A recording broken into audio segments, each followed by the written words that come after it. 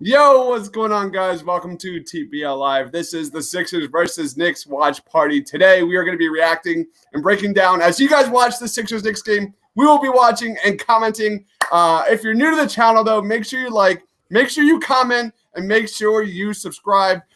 Joining us today is my man, Justin. You know him on Twitter. Please give him a follow at J_Persecity. What's going on, man? Persecity. What's up, Dad? Oh, you caught yourself. Nice. What's up, Dibs? How you doing? My name's Justin. If you don't already know, I'm on here a good amount, but we're going to get started with this game. I'm excited. How excited are you? Dude, I'm jacked up, baby. What an amazing W for the Sixers in many respects. From the bench, turning up, 40-some points, 43 points. Mm-hmm. It's just wild. And they scored 40 points in the fourth quarter last game. Just unbelievable. From Joel Embiid, just dominating in that fourth quarter from Shake's defense against Russell Westbrook and Bradley Beal. There's just from the second unit, the starting unit obviously needs to have a little more cohesion, more chemistry. They look sluggish. Everyone expected that. I want to see more defense tonight. Mm-hmm. Also joining us today is my man Dylan. He just got off of a pod with the Daily Dose. He is the host of the Faithful Fanatics podcast. Follow them on Twitter at Faithful Fans. Follow my man Dylan at DylanJD98. What's going on, Dylan? What's up, Dobbs? I just invited Gint, so Gint might on hop on for a crap. second. Nah, here he is. Here he is. Shit. Oh man, it's over. Shit. The Matt McGinty is on with us, everybody. They're following, man, they're following already now. The Krell is here. The Krell is here. It's actually pronounced Mr. Krell. It is actually pronounced Mr. Krell. There he is. Mr. Krell. My bad. Let's go to my man, Matt. Make sure you follow him on Twitter at Matt_McGinney. What's going on, Gint? Nothing. Just finished the Daily Dose. It was a great show. Again, really mad about this half hour from 7 to 7:30 for a game. Right. But I'm just ready for it to start. And then we got my man, Austin Krell. Follow him on Twitter at NBA Krell and check out the Feed to Embiid podcast with Brock Lindis. What's going on, Austin? Not much. I rewatched the Heat game from yesterday. Wanted to claw my eyes out because they have Pelicans have no spacing. But other than that, we're doing well. It's like how about them not covering Duncan Robinson though? Let's talk about that a little bit. That was bad. That was really bad. Wow. Yeah, both trying leaving him wide open, huh? Went off. We got some comments here. Stephen Green says hi. What up, Coyle? Hi. Mark is saying hello. Hi from Germany, dude. Jonas. Oh, man, that's awesome. What's going on, Germany? Who's your favorite 76er? Yeah. Let us know in the comments. Who is your favorite 76er? That's awesome. I'm liking this new design we got going on the screen, though. I'm liking how these comments are You popping like that? up. Yeah. Good. There's a new theme. It's called Bubble now. So now it comes up a little differently. Ooh. Speaking of bubbly, Austin, what are you looking for in tonight's game? Bubbly. Well, I mean, I just kind of think that the fans could really just use a wire-to-wire satisfying win. And this team, like the last 15 years, there's been like 3 satisfactory wins. So just come out. This team is undermanned as is, and they're just not very good. There's no reason that you can't win this game by 25, 30 points.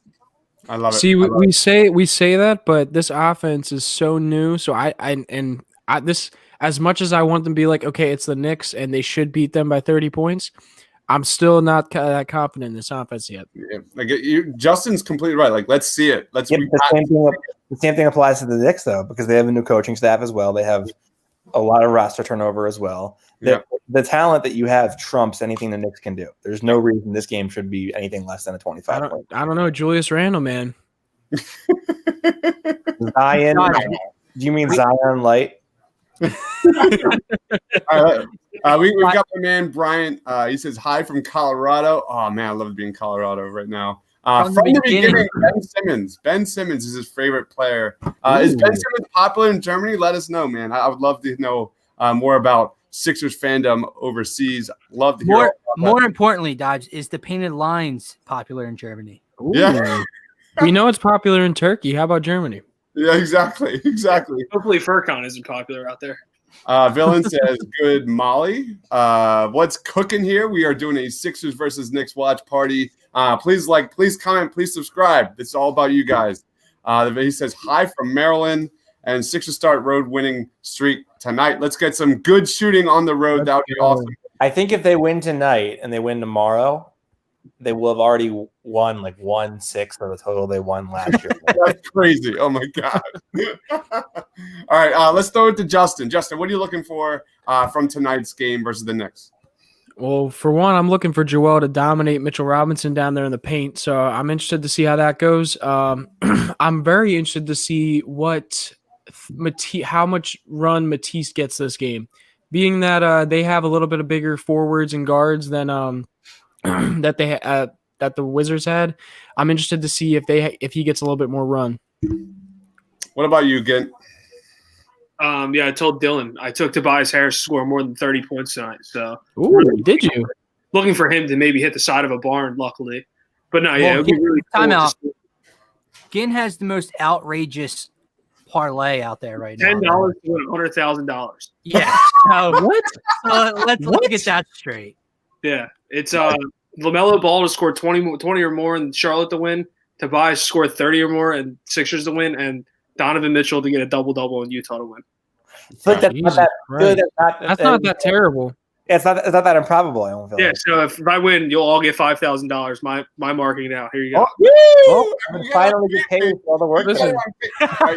We need people to be like checking in on that game during tonight's stream. Listen, that was live, so like you can't take that back. I hope you know that. That lives on the internet forever. I'll spare it if it happens. Don't worry. But yeah, it would be cool just to see Tobias Harris make some shots tonight, along with the whole starting lineup. Dylan, you're up, buddy. What are you looking for from tonight's game? Yeah, me and Ginn talked about it. The craziest thing to me about the Wizards game was the Wizards shot over 20% better from beyond the arc than the Sixers did, but the entire Sixers starting five was a minus in the plus minus category, whereas the Wizards starting five were all plus, and the entire Sixers bench was a plus compared to the entire Wizards bench was a minus. So I'm looking for the starting five to be a lot better. I'm like me and Ginn said, it's only the second game. This is a completely new look roster. So I'm not like expecting a 4-quarter win, but it would be nice to see because like Austin said, both teams have a lot of turnover and new pieces, and the Sixers talent just trumps anything that the Knicks can bring, especially with all the injuries they have tonight. So that and Tobias Harris to just bounce back because I've seen Austin on Twitter and me and Ginn just talked about it with some people. It is not Tobias Harris's fault, everybody, that he's making $34 million a year. Okay? So does he need to be better than he was against the Wizards? 100%. But is he going to ever be a $34 million man in anyone's eyes? No. You're right. It's not Tobias's fault. It's his dad's fault. Come on. He's his agent. All right. Well, his dad's doing his job. Yeah, his dad did a hell of a job. You're right. You're right. I mean, I think it begins and ends with Joel Embiid. You look at the Knicks' first game versus the Pacers. The Pacers out-rebounded them by 20, 64-44.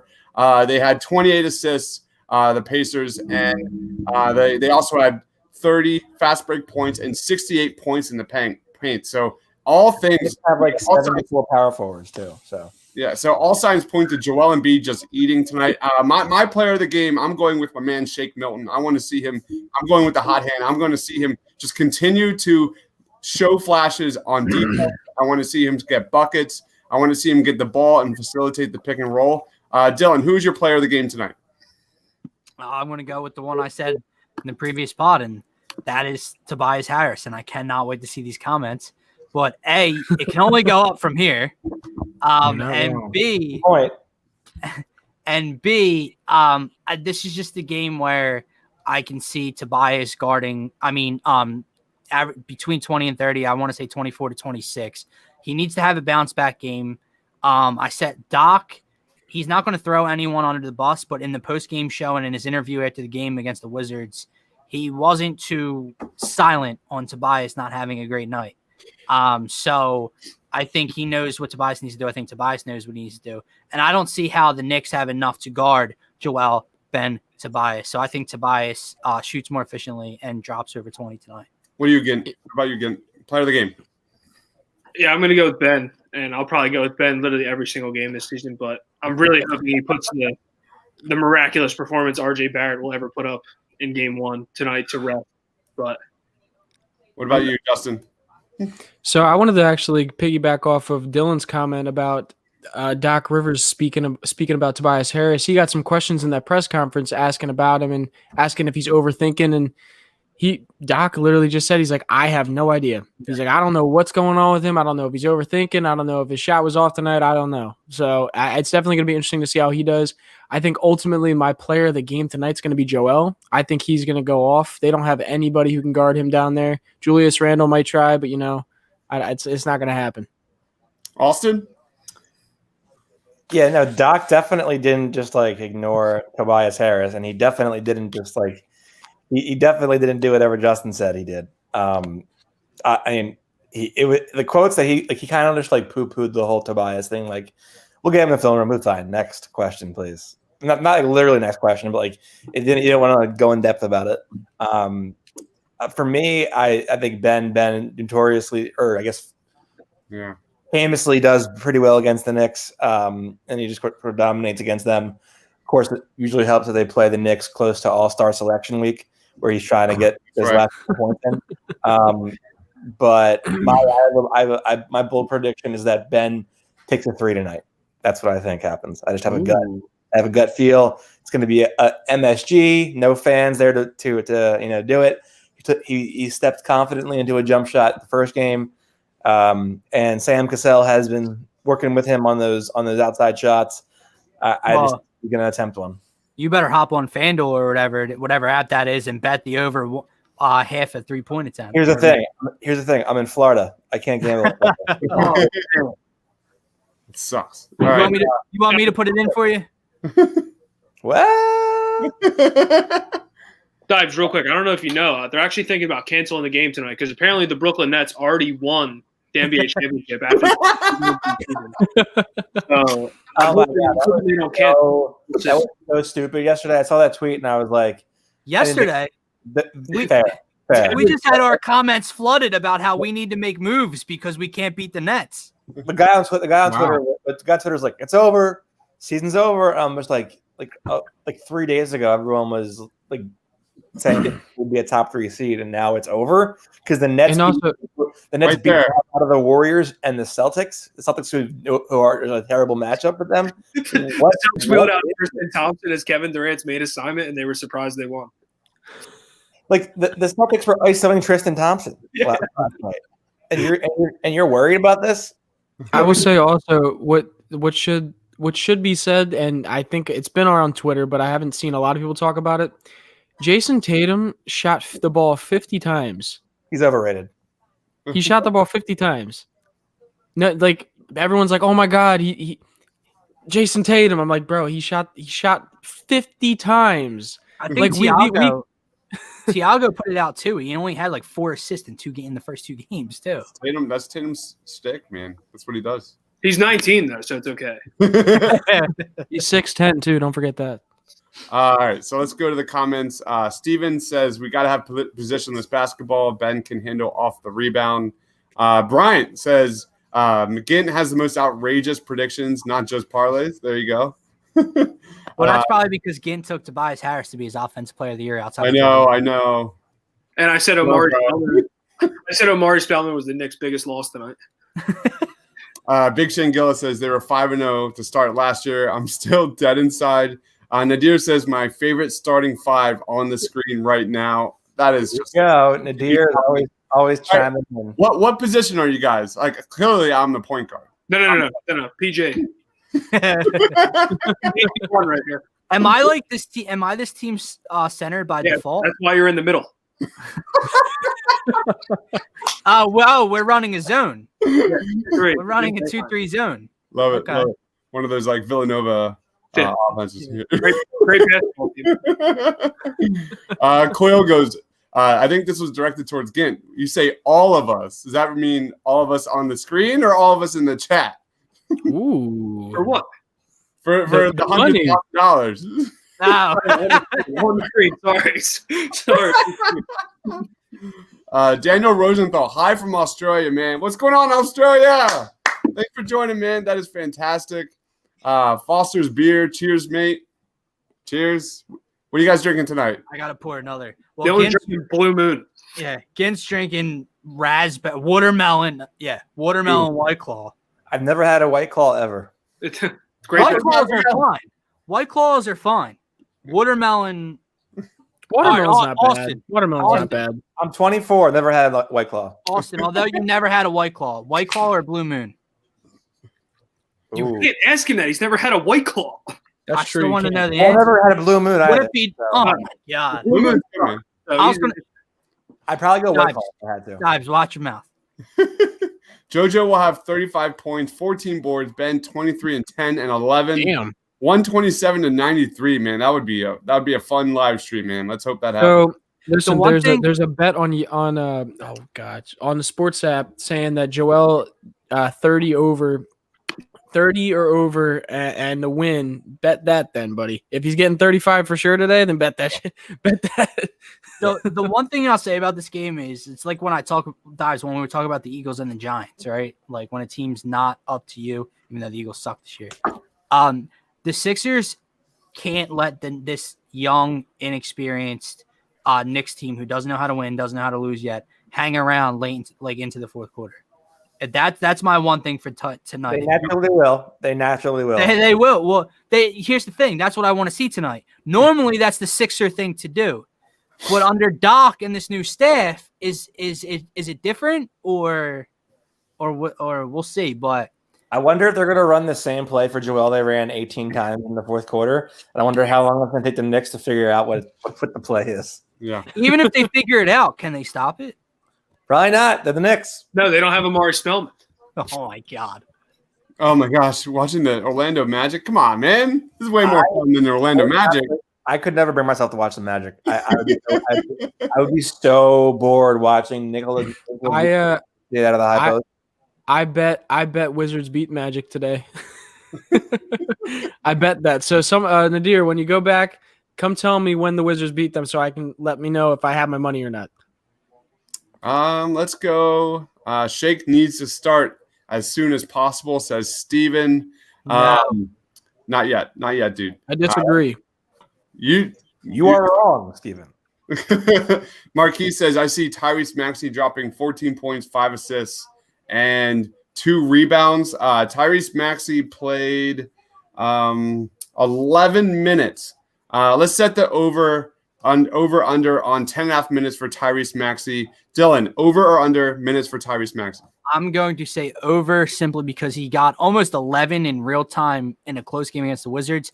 I actually think the Sixers handle the Knicks easily tonight, especially midway through the third quarter. So I think Tyrese gets a nice run in the fourth quarter. So I want to say over. Man, it'd be nuts to have like a huge second half run for Tyrese Maxey. That'd be a blast. What about you, Austin? Over or under? Over, because I think the Knicks presented probably a more favorable matchup for him as individually than the Wizards did. And he still got like 11 minutes against the Wizards. Plus, if all goes well, the entire bench will be emptied by the beginning of the fourth. So, what about you, Justin? I agree. I'm going to take a hard over. I think with the fact that he also played really well against Washington as well, being this is the Knicks, I think he's going to try to get him even more run. So, yeah. Real quick, Tibbs. I'm sorry to interrupt Gimp, but Gimp, breaking news for you. Your man crush is engaged. Josh Hart. 6 minutes ago. Josh Hart is engaged now again. Great NBA basketball player, great player. Sixers drafted a no name that I don't even think's played in the NBA over him still. So Anzej Pasicniks. yeah, I was on senior week and These are good times. But you might want to tweet at him. Josh Hart actually used my league pass account in college. So Did he really? I had to change my password because it was getting used to much. Are you serious? I am dead serious. I have thank God the NBA didn't hear about that one. I have the DMs of myself offering, of my fanboy self offering Josh Hart, who was like the head honcho on campus at the time, my league pass password. So, what about you, Ginn? Over under on minutes for Tyrese Maxey, 10.5. I'm going over as well, just because of every reason they've all said. I think we're gonna. I said to Dylan, 22-point lead going into halftime. We have Kevin saying Isaiah Joe and Vincent Poirier active tonight. Austin, any word on that? I'm not sure. Yeah, they're active. They should be active. Yeah, they should be active. All right. Let's go. We got so many comments here, guys. Thank you everybody here for commenting. Please be sure to hit that like button. Please be sure to smash that subscribe button. We're going to be here all night, and that will lead us into our post-game show, which is usually around 20 to 30 minutes. We talk about our top takeaways, what it means moving forward, and we do some grades. So again, thank you everybody here that is watching right now. Let's go on to some more comments. Just a lot of Brooklyn Nets talk, man. Can we guys just like pump the brakes on the Brooklyn Nets? God, this is the most exciting time for Philly sports fans right now. I'm not talking about the Brooklyn Nets. I'm not. Why do you think like I get so upset with Eagles Twitter and a week ago we could not wait for this team to start. They're 1-0, and we already have to add 4 pieces to compete with the Nets after 2 games. Let's just tank for Bronny James. I'm not dealing with it right now. That's my thing too. That's my thing too about Tobias Harris is like, of course, like yes, he played terrible, but that's the first game of the season, and he's in a new role and a new offense once again. So we got to give him a little bit of time at least. Give him some time before we completely crucify him. We have 2 people here, or is that the first comment? We have someone saying that Mitchell Robinson could give Embiid problems. No, Embiid. Austin, any thoughts on that matchup? I mean, Sabonis went to town versus the Knicks during that previous game. What's your thoughts on that matchup? Why would I have any thoughts on that matchup? I don't know. let's ask this question then. Who is more talented and skilled, Sabonis or Embiid? Oh, Embiid. What? Yeah, so let's think about this. If Sabonis wrecked Mitchell Robinson's night, is Embiid gonna wreck Mitchell Robinson's night? Stay tuned. You lost me there. You have some interesting flair with this Knicks squad. Nerlens Noel, Alec Burks. I actually have an interesting story I'm working on with Thomas Robinson. He's Mitchell Robinson. Yeah, he's had like Sixers legend Thomas Robinson. That guy was a beast. I missed that guy. He was cool. Big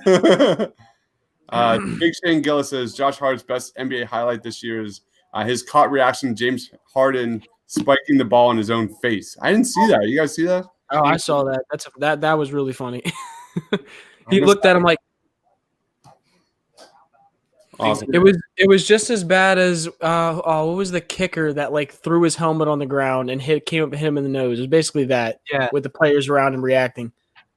All right, let's go on to our score predictions for tonight. Everything points to a huge Sixers W here. Whereas last year, I thought this is one of those games you knew was going to be down to the wire, a tough, hard-nosed fight. You know, the Sixers played to their level of competition, just like the Eagles in 2019, 2020. I think this is a huge Sixers W. I want to see more cohesion and chemistry with the starting lineup. I'm going 118-102. I think this is going to be a very fun game, and one of the positives, very few positives of 2020 as 2020 comes to an end. What about you, Dylan? I'll go with the same I said on the Daily Dose. I believe 114-102 Sixers. I think that the Knicks hang around. I don't think it's a blowout like getting once in the first half, but I think kind of a couple minutes in, midway through the third quarter, the Sixers, Joel Embiid, Ben, kind of just imposed their will on the Knicks, and Maxey start running the second unit and the third unit in the fourth quarter. Austin, what was the question? Score prediction. As you can tell, listening is a skill of mine. My prediction: Sixers 117, Knicks 86.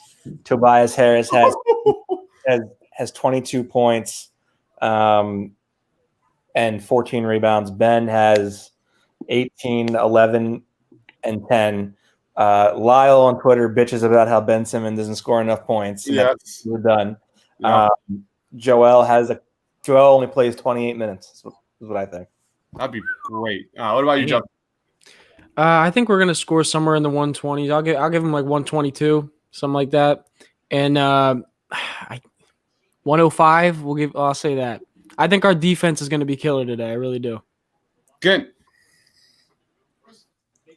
I said 127, 101. I'm pretty sure.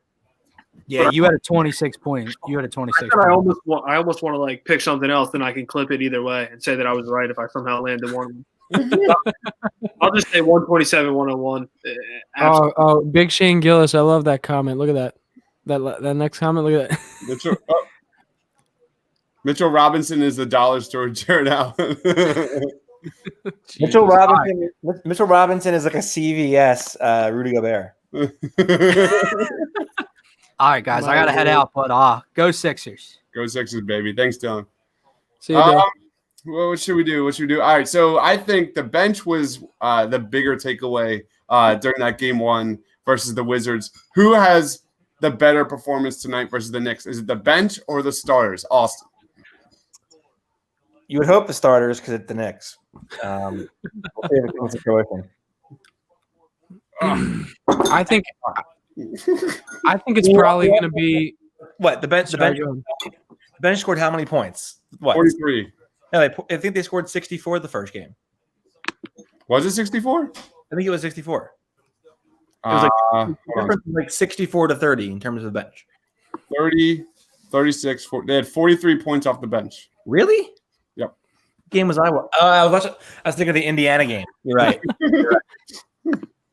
Still, 43 points is a lot for them. So it is a lot. Okay, what about you, Justin? Starters or bench? Who makes the bigger impact tonight? I think it's going to be starters just in the fact that there's not nearly as much offensive talent on this Knicks team than there was on the Wizards that we played. So I think they're going to just wreak havoc tonight. I really do. Good. Yeah, I'm going with the starters too. I think Tobias has a good night. Obviously, I think Ben has a good night, and we all know Joel's going to have a good night. Okay, real quick, because the comment section says that Ginn has bad predictions, I'm going to switch my answer. I'm going to go to the bench now. So I think you said quote unquote the best predictions. I don't know about that one. All right, next question. No, most outrageous was the term. Most outrageous. Most outrageous. Okay, my bad. I'll stick with my prediction then.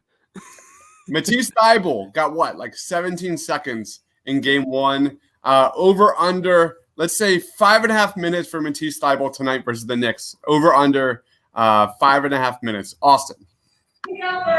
Over. What about you, Justin? Say that one more time. Sorry. 5.5 minutes over under for Matisse Thybulle tonight. I'm gonna go over just because, like we were saying, I think the bench is gonna be cleared a little bit earlier, so I think he's gonna get a little bit more time today either way. What about you? I'm gonna go over. Yeah, I agree with them over. I've only stated that I thought this was gonna be a blowout. We have a guest predictor. What is your prediction, my guest? That's NBA smell. All right, what's going on? I'm gonna go over. I mean, I do think that fourth quarter is gonna be the Maxey show. I think the reserves will be in, and I think Matisse will get some burn. But yeah, let's see. Murray got crushed on the last play of the game and is still down. I think it's from football. It's Kyler Murray. Oh, okay, Kyler Murray. All right. That's pretty much it. Austin, I don't know how much more time. I think you're only sticking for the pregame. Are you going to be back for the postgame? You're muted. You're muted, my man.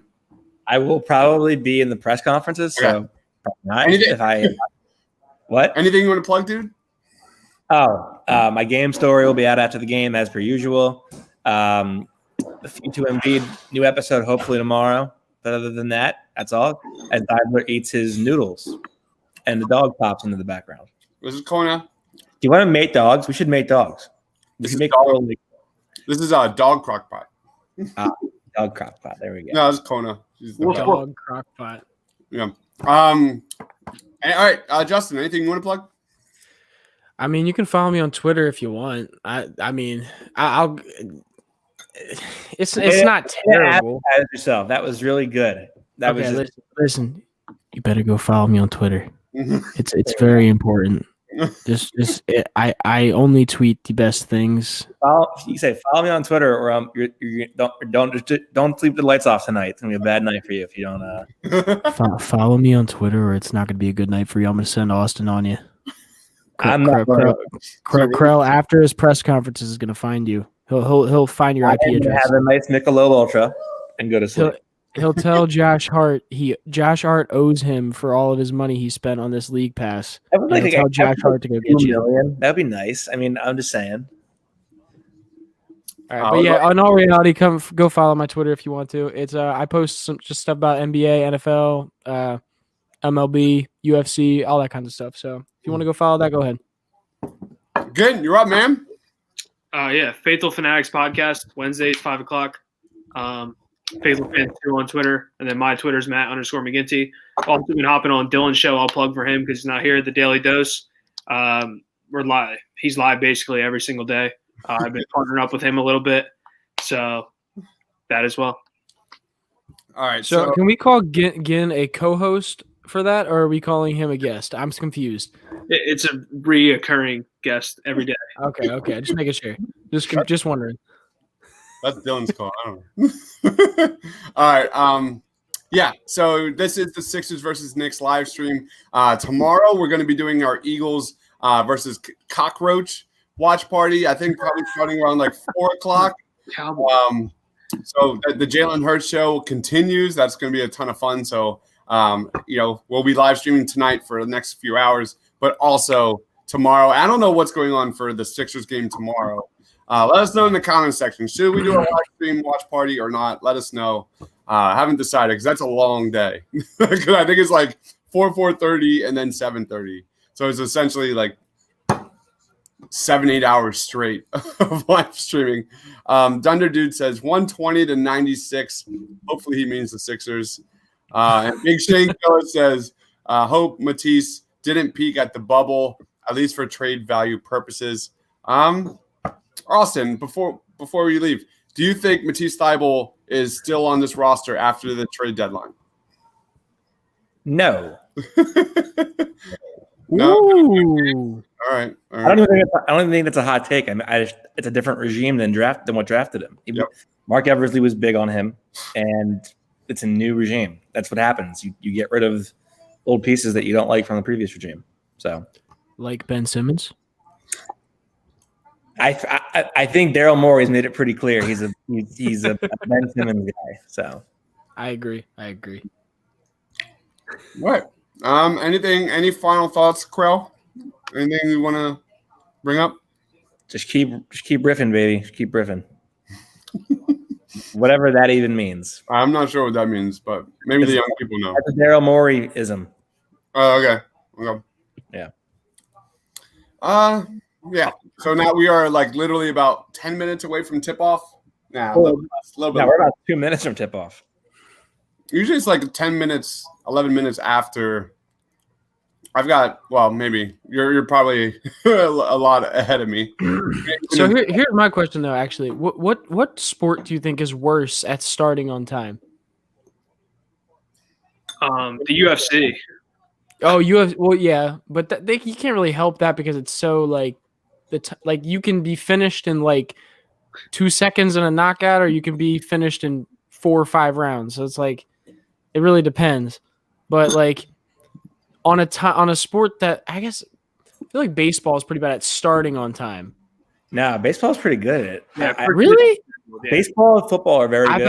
I've had some pretty bad experiences with baseball not starting on time. I'm going to be honest with you. How much of a bad experience? Was it delayed like 4 hours, or was it like no? Like I just mean like a game was supposed to start at like 7:05 and ended up starting at like 7:30. Like no, not even rain delays. I'm talking like it's literally just took them forever to just actually start the game. I was like, okay, am I going to go through another like 5 minutes of commercials here, or are we going to actually play? With the NBA, it's like a guaranteed you get 7 minutes extra. So like whatever tip-off says it is on the app, add 7 minutes to that. That's probably when tip-off is. LaMelo Ball 9 points in the first quarter. Oh, ooh, you're looking good right now. You're looking good. Hopefully Doc says we're gonna get Tobias back in rhythm by giving him the ball like 30 times a game. Didn't LaMelo put up a goose egg? Didn't he put up a goose egg in that first 0 game? points, yeah. So he's due. He's due for that 20. McGinty's gonna be an investor and fund to pay him off.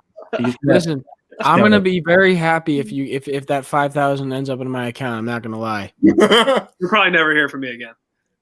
Again, don't tell me that it's on live stream. Imagine how like many webcams we could buy with all that money. Well, imagine the fact that I can pay for freaking college with that.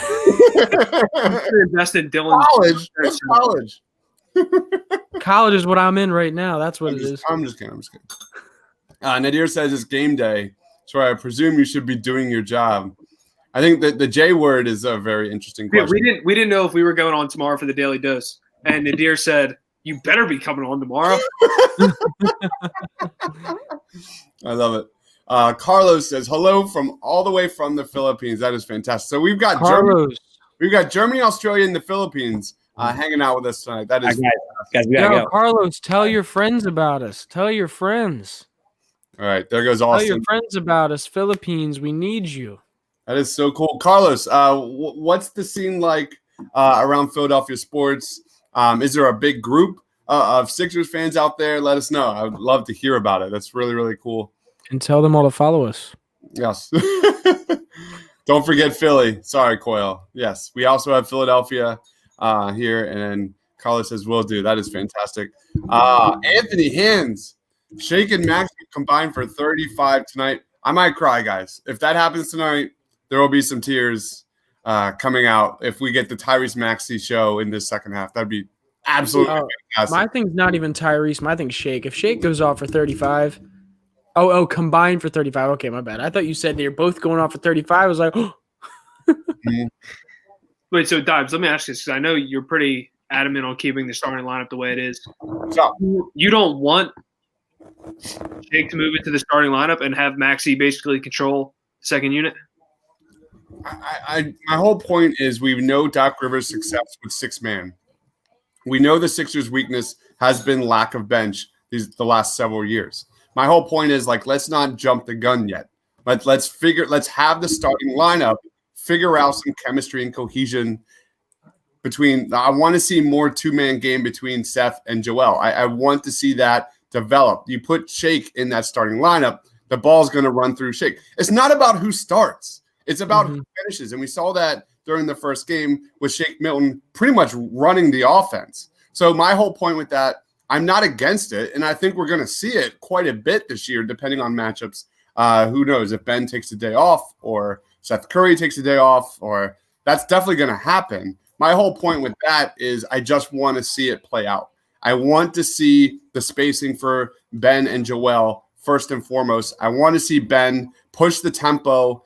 We look at the pace rating for the Sixers in game one. It was 109.2, which is more than I think they're at. Correct me if I'm wrong in the comment section, but it was 105 last year. So Doc has been very adamant about pushing the pace more with Ben Simmons, led by Ben Simmons. I want to see that. There are things in that starting lineup I like a lot, from Danny Green and Seth Curry, and the catch and shoot and better spacing. We saw that some in the fourth quarter too, with Joel Embiid just being put in really good spots and the just having spacing all around the perimeter. So I'm just not yet. Not yet. And if I may with that, because I've been thinking the same thing, and I've said it a few times on a few different live streams that I think Shake is going to be in that unit in the last 5 minutes of the game, like he was last game. I think having that extra ball handler in the half court setting is very efficient and very helpful for the team. But altogether, I think Seth is going to be more beneficial in that starting lineup than Shake would be, just because Shake is a little bit better on ball than Seth is. And I think, I just think that Shake Dwight Howard pick and roll is just going to be deadly on that second unit. And obviously Tyrese can run that as well. But I think you want to grow Tyrese a little bit more before you just hand him the keys to that second unit. The biggest thing that you saw was Shake Milton's defense. I think he held Russell Westbrook and Bradley Beal to something like, I think Tiago put it on Twitter. Follow him on Twitter, @Scavio. It was like 3 of 13. If Shake Milton's defense takes another leap forward this season, that means so much for this Sixers team in terms of having a shot creator in your starting lineup and not be a net negative when the playoffs start, when that half-court offense is everything. So that's just something to keep an eye out for. I'm not opposed to Shake Milton at all starting, but I do want to see what we got right now. I just there was a thing to be said about having clear roles on this team, and that's what I'm talking about. Shake 6-man as a bucket getter, spark off the bench, score is so you can't undermine that. That is so crucial for a great team, for a team that wants to go from good to great. Having a guy that can get buckets as a 6-man, as that spark plug is so important. And listen, this was a tweet I put out on the Painted Lines like a few weeks before the season started. I said, "Is Shake Milton and Dwight Howard the new Lou Williams and Montrezl Harrell?" I said that, and honestly, I'm going to be real. It's looking like it could be a possibility, and now we're getting ready to get this game started. So I hope everybody's excited. But it's incredible. Yeah, Ben Simmons' haircut's looking good. You nailed it. His haircut's looking good. Dwight Howard game starting. Dwight Howard shot 68% as a roll man in the pick and roll last year. Shake Milton in the pick and roll was like 67th percentile. He can also provide in that like 45 to 50% in the catch and shoot from 3. Like Tyrese Maxey, Shake Milton, Dwight Howard leading the second unit. That is so amazing. We haven't had that kind of offensive weapon in so long. I want to see this team grow from within, and then let's see how the cards play out in the second half of the schedule. All right, boys, I got to jump off for a little bit. I'll be back, though. All right, man. See you again. Have a good one. All right. Something I wanted to mention real quick about Shake Milton, too. If anybody hasn't already, go check out some videos we have about Shake Milton and stuff we talk about how good he is in the pick and roll. And you can even see how well he did in the pick and roll when he played with the Delaware Bluecoats, running with Norvell Pell. And I think we have some videos of that as well. I don't know if you want to plug them real quick, but yeah, I've followed Shake Milton's pretty much entire career in Delaware, at the University of Delaware, and then at the 76ers Fieldhouse. We have Tobias missing a runner in the paint. Let's say this though, Ben's already at the line, so we like to see that. That is a great sign. That is a great sign. Yeah, sure. So. Where are we talking about? I forgot what we were talking about. We were talking about Shake Milton and how you saw him, you followed him. He's always thrived in the pick and roll from his days at SMU to with the Delaware Bluecoats and now here. Like he's been always a great pick and roll player. That's always been his bread and butter. And you think of Doc Rivers and that pick and roll system, like there's just a lot to like. There's a lot to like. And let's be honest, like Doc Rivers, the second he spoke as head coach of the Sixers, He talked about Shake Milton. I mean, I would say, how did he not when he dropped like what was it, 30 on him? 39. Almost 40. When Shake dropped 39 points on Doc Rivers Clippers last year, you can't help but be excited about getting to a team who's got that kind of power on their bench. So, yeah. Nice little block by Ben Simmons there. Mm-hmm. So. Looks like Mitchell Robinson to the free throw line, perhaps. Yeah, he's at the line. Where are you at with your time? Right now I'm at 11:26. He's shooting his first free throw right now. He shot his second free throw right there. And actually, Ben's dribbling the ball up right now. All right. We got a pick and pop for Joel Embiid. He's faking it. He's running in, going up for the lay. He misses it. I'm becoming a play-by-play commentator over here. You hear this? Get used to it, man. Yep. I'll tell you what I'm really interested to see this game, though. Interested to see how Seth Curry does, because that last game seemed like they were still trying to find their footing and where they wanted to be on the court at times and where everybody wanted to be. I'm interested to see if he feels a little bit more comfortable when he gets the ball and see if he makes some more shots from behind the arc. Yep. Right now, Philly's not having too well of a start, though. missing some shots, and Julius Randle's dunking on Joel Embiid. Oof. I just saw the Julius Randle 3. So I'm a good 20 seconds. Jeez, man. We got some nice comments about these Knicks jerseys here. Coyle says, I like the Knicks jerseys. They are nice. Says Thunder Dude. They're all right. Ooh, that was nice. All right, Randall. You just saw him dunk on him. Yep. Yeah, I mean, Joel just hit a nice one from the free throw line.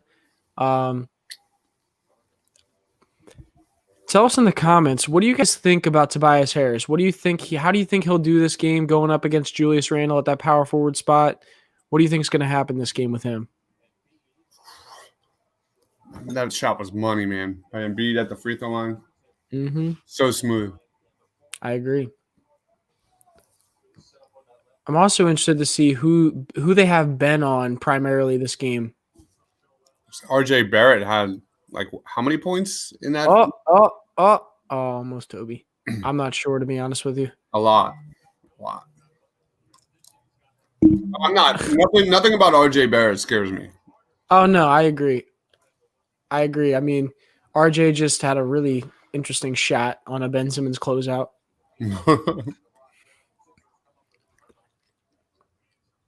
Ben dropping down. Ooh, nice. Toby's going to lead the league in missed 3-pointers, like completely wide open 3-pointers. And that's the thing, and that's something that I was really excited for him this year. And I think I talked about that during his preview that we had about him. Like, I really thought that he I really think that with these open shots that he's going to get is that because we have so much more 3-point shooting around him, that he's going to prosper a little bit more because of that. He's not going to have to shoot as many threes because we have more 3-point shooters around him, and he's not going to be seen as that like primary 3-point shooter like he was last year. But honestly, it's kind of worrisome being that how open he has been and has been missing. But yeah, very disheartening. Yeah, we'll see what that. Ooh. I like that take by Curry off the dribble there. You're gonna like what you see out of Ben Simmons in the next one. So time out New York. I was behind during the last live streaming when we hit like the fourth quarter. I just started to like hit mute. Yeah, I hear you. Philly guy, thanks for joining, man. Says, yeah, Ben, just get to the rim, man. Just every time. I think Ben is going to be end up guarding Julius. I think they're going to wait till that for the end of the game. To be honest with you, I think they're gonna try to keep Ben on the outside for now. Mm-hmm. But Julius has been eating up Tobias a little bit, so we'll see what happens. Yep. And then Coyle says we need Ben to attack. He just did. Yep. Ben had like 5 or 6 field goals in that first quarter in the season opener. I just want to see that.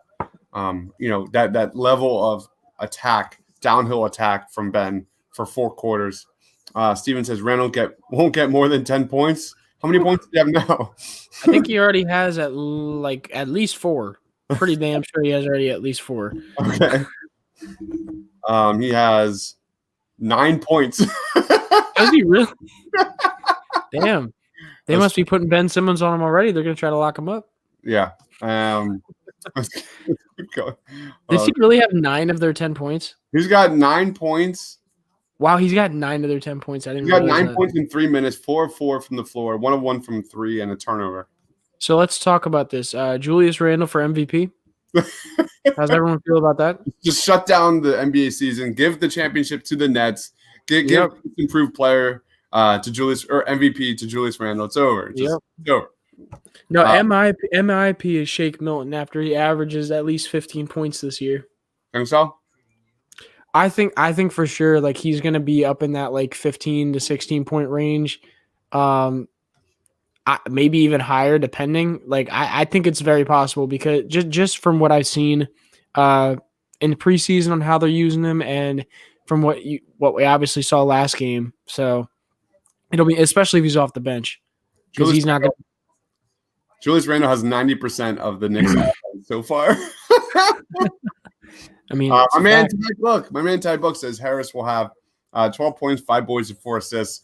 Go check out Pull the Pin podcast. I think they're going to be doing a pod on Monday. If you love everything golf, they are the place to go. Awesome podcast. Coyle says, or Ty Book says Coyle is right for once. All right, he's never right. Let's not get crazy. Ooh, let's not get crazy. Shots fired.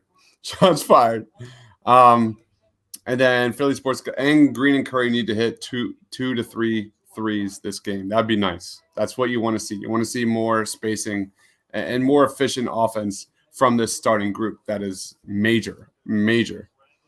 And then Coyle says, Ty, join on YouTube. You're welcome to join, Ty, if you want. Write in comments if you want to join in. You're welcome, man. So even if it's just for a couple minutes. And I'm calling you out, Coyle. When are you going to join? Oh, there it is. Ty says Monday, 3:30.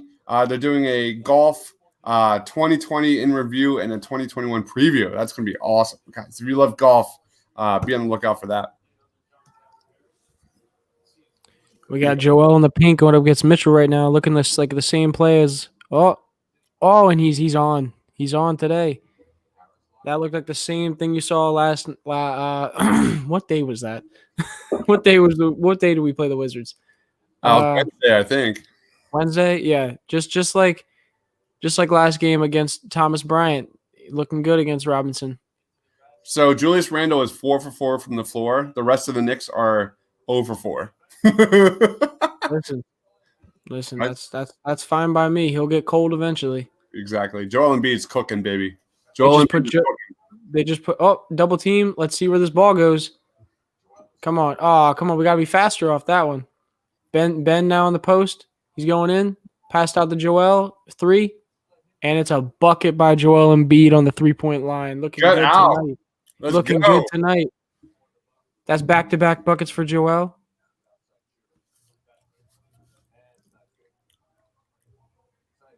Ben's playing pretty good defense against RJ, it seems. Tobias, Ben for okay. See, I like that decision. Joel just pump faked the 3-point line. It looked like he was going to go up for it and then decided not to. I like that decision by him. Embiid, baby. Embiid is cooking. He is cooking. 7.5 minutes. Oh, Seth Curry steal. He's running the break. Looks like a free layup. Yes. Love to see it. Joel's putting a lot of pressure on that Knicks offense from down below. RJ Barrett went in on the baseline, saw Joel, tried to pass out and threw it right into Seth Curry's hands. I don't know. This is stupid, but how many times have you seen a ball rim out from the Philadelphia 76ers? Like, there's Seth Green go in the fast break. They gave up a lot of fast breaks. Seth Green? Did I say Seth Green? You said Seth Green. My bad. How many in and outs did the Sixers have against the Wizards in game 1? And I've already seen a few in this game. No. Patience, guys. I think the offense will gel eventually. I'm not worried. Oh yeah, the offense is gonna gel. I think that's something that I was kind of surprised about, honestly, after the first game. I won't even say I'm surprised because obviously with the James Harden rumors, it's gonna happen. Everyone's gonna crucify Tobias Harris every time he plays bad. But I was very surprised on how much people were kind of freaking out a little bit about that because of the fact that this is such a new offense. People are trying to get used to being in different spots than they're normally used to after the past 2 seasons, especially for Tobias and Joel and Ben, and even Seth and Danny. Because I mean, they're just as new to this. So I think everyone needs to relax a little bit about that. In time, things will get figured out. Yeah, I'm not worried. Again, dude, Seth Curry got a long way to go. Seth Curry's poking balls out, man. He's looking good. That's huge because he kind of worried me a little bit from an athleticism standpoint in terms of defense because obviously, we're thinking long term here and who's going to be playing on the court when the playoffs start. But anyway, Coyle says my girlfriend said I was right today and she was wrong. I took a moment to savor it. Dude, I know your girlfriend. You were wrong. Sorry. How are y'all watching the game? I'm watching it on NBC Sports Philly. I am also watching it on NBC Sports Philly. Yeah, so we're not. I will say, Dibes is quite behind us. Yeah, over in Lancaster. I'm good 20 to 30 seconds behind. Dunder Dude says Curry, nice steal. Steven agrees. It's been rim out City so far on threes this year. Defense is looking good tonight. I mean, indeed. The last couple minutes have been fantastic. Julius Randle's cooling off a little bit. And then we have Fave. Thanks for joining. What do you think of Green? I'm very doubtful on what he's doing on the court, from an ugly defensive impact to an invisible man on the offensive side. Sorry, my English. I'm French. No worries, man. Thanks for joining. Coyle goes, I'm streaming it. Back to this comment. It's one game. It's one game. Mm-hmm. I think we need to give the starters some time to figure it out. It's a shortened off season.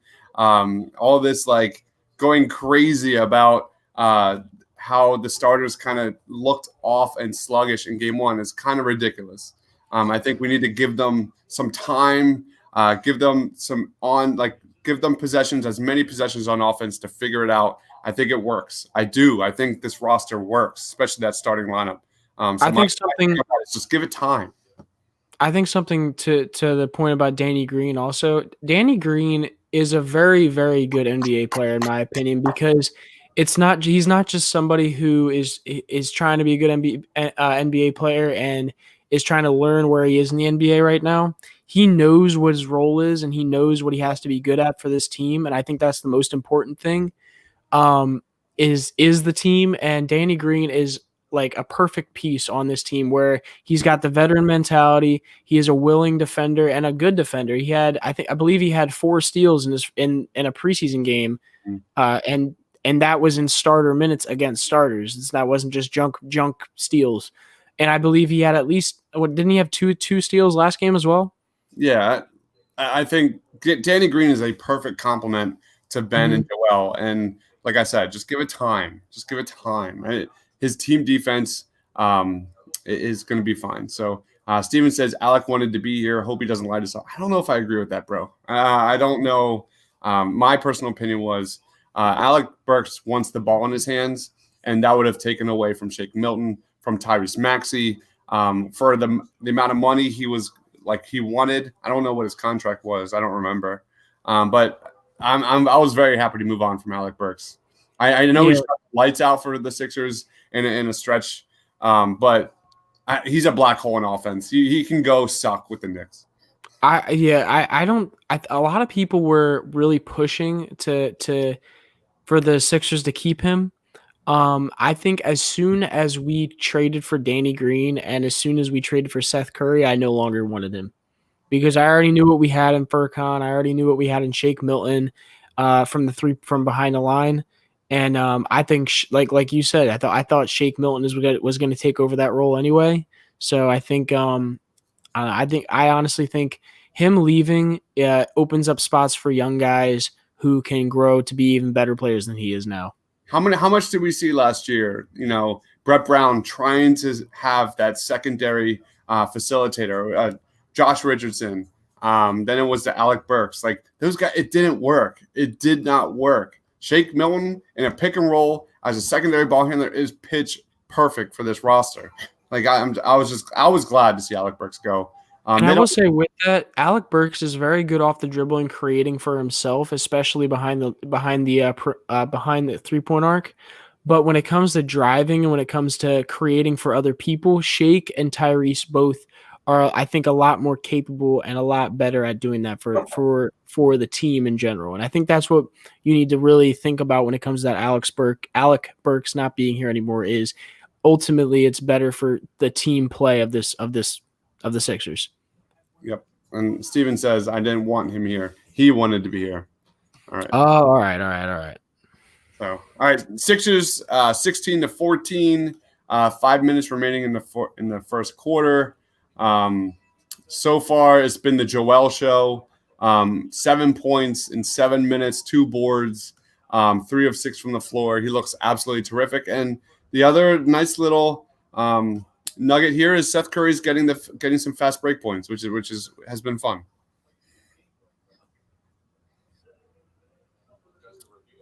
Seth Curry had a quiet 13 points on Wednesday versus the Wizards. but he had some major buckets in that fourth quarter. And that's really ultimately what you want to see. I'm glad you brought that up because I actually tweeted about that. I think a day ago or 2 days ago, and I was saying how I got it right here. Seth Curry. I said Seth Curry played well against Washington, even with going from 1 for 5 from behind the arc. Seth Curry accounted for 12 of the team's points in crunch time. With 5 minutes left in the fourth, he dished out 3 assists and converted on 2 floaters. He also had 2 free throws at the end of the game as well. So that's another reason it's nice to have him on the court at the end of a game because he is a capable ball handler. So I think that's something people have to think about as well. Nice little bucket by Toby. Tobias is up to 4 points in 8 minutes. Ooh. Let's go, Tobias. That's what did Ginn say? He had 30 points. 30 points, yeah. So Tobias has to get 30 points. Yeah, so we're hoping for a Tobias 30-point night. We're hoping for a LaMelo 20-point night, and we're hoping for what was the other one?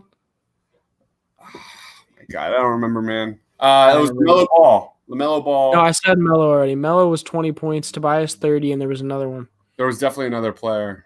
Mm-hmm. A double by someone. Donovan Mitchell, that's what it was. Yeah, double by Donovan Mitchell. Yeah. Oh, Alec Burks has the ball. Hold up in the mid-range, and he made Tobias jump, and he hit the shot. Alec, he's killing us. I low-key want to see Tyrese Maxey versus Alec Burks and watch Maxey lock him up. That would be that'd be nice, yeah. So fun to watch. That needs to happen. Nerlens Noel is in versus Joel Embiid. Trust the process, baby. So who That's who else thinks that we should have traded Joel Embiid and kept Nerlens Noel? No one said that. Did people say that? No, I'm saying it. Who else thinks that? Yeah, I was Team Nerlens over Jahlil Okafor though. I was never Team Jahlil. That was a mess. I hear you. Mark says Danny Green gives the Sixers veteran leadership. You know who else gives them leadership? Dwight Howard. And this is which is surprising, I think. No, I don't think anybody expected him coming to the Sixers that he would be the guy given leadership. LaMelo has 13 already in 9 minutes. LaMelo has to get 20 points, correct? Yeah, 20. All right, so we're almost 75% there. That's great. What were they at in the game? I have no idea. Somebody in the comments tell us where LaMelo is right now in the game. Ugh, kind of a reckless drive from Ben. Looks like Mike Scott is about to come in. Well, that means Shake's probably going to come in. All right, that was a pretty nice drive by Julius Randle. I didn't realize Shake was in the game. Shake is in? Yeah, Shake's in. Oh, he's in on my screen. He might not be in on yours yet. All right, nice offensive board and put back by Joel Embiid. Sixers are up 20-19.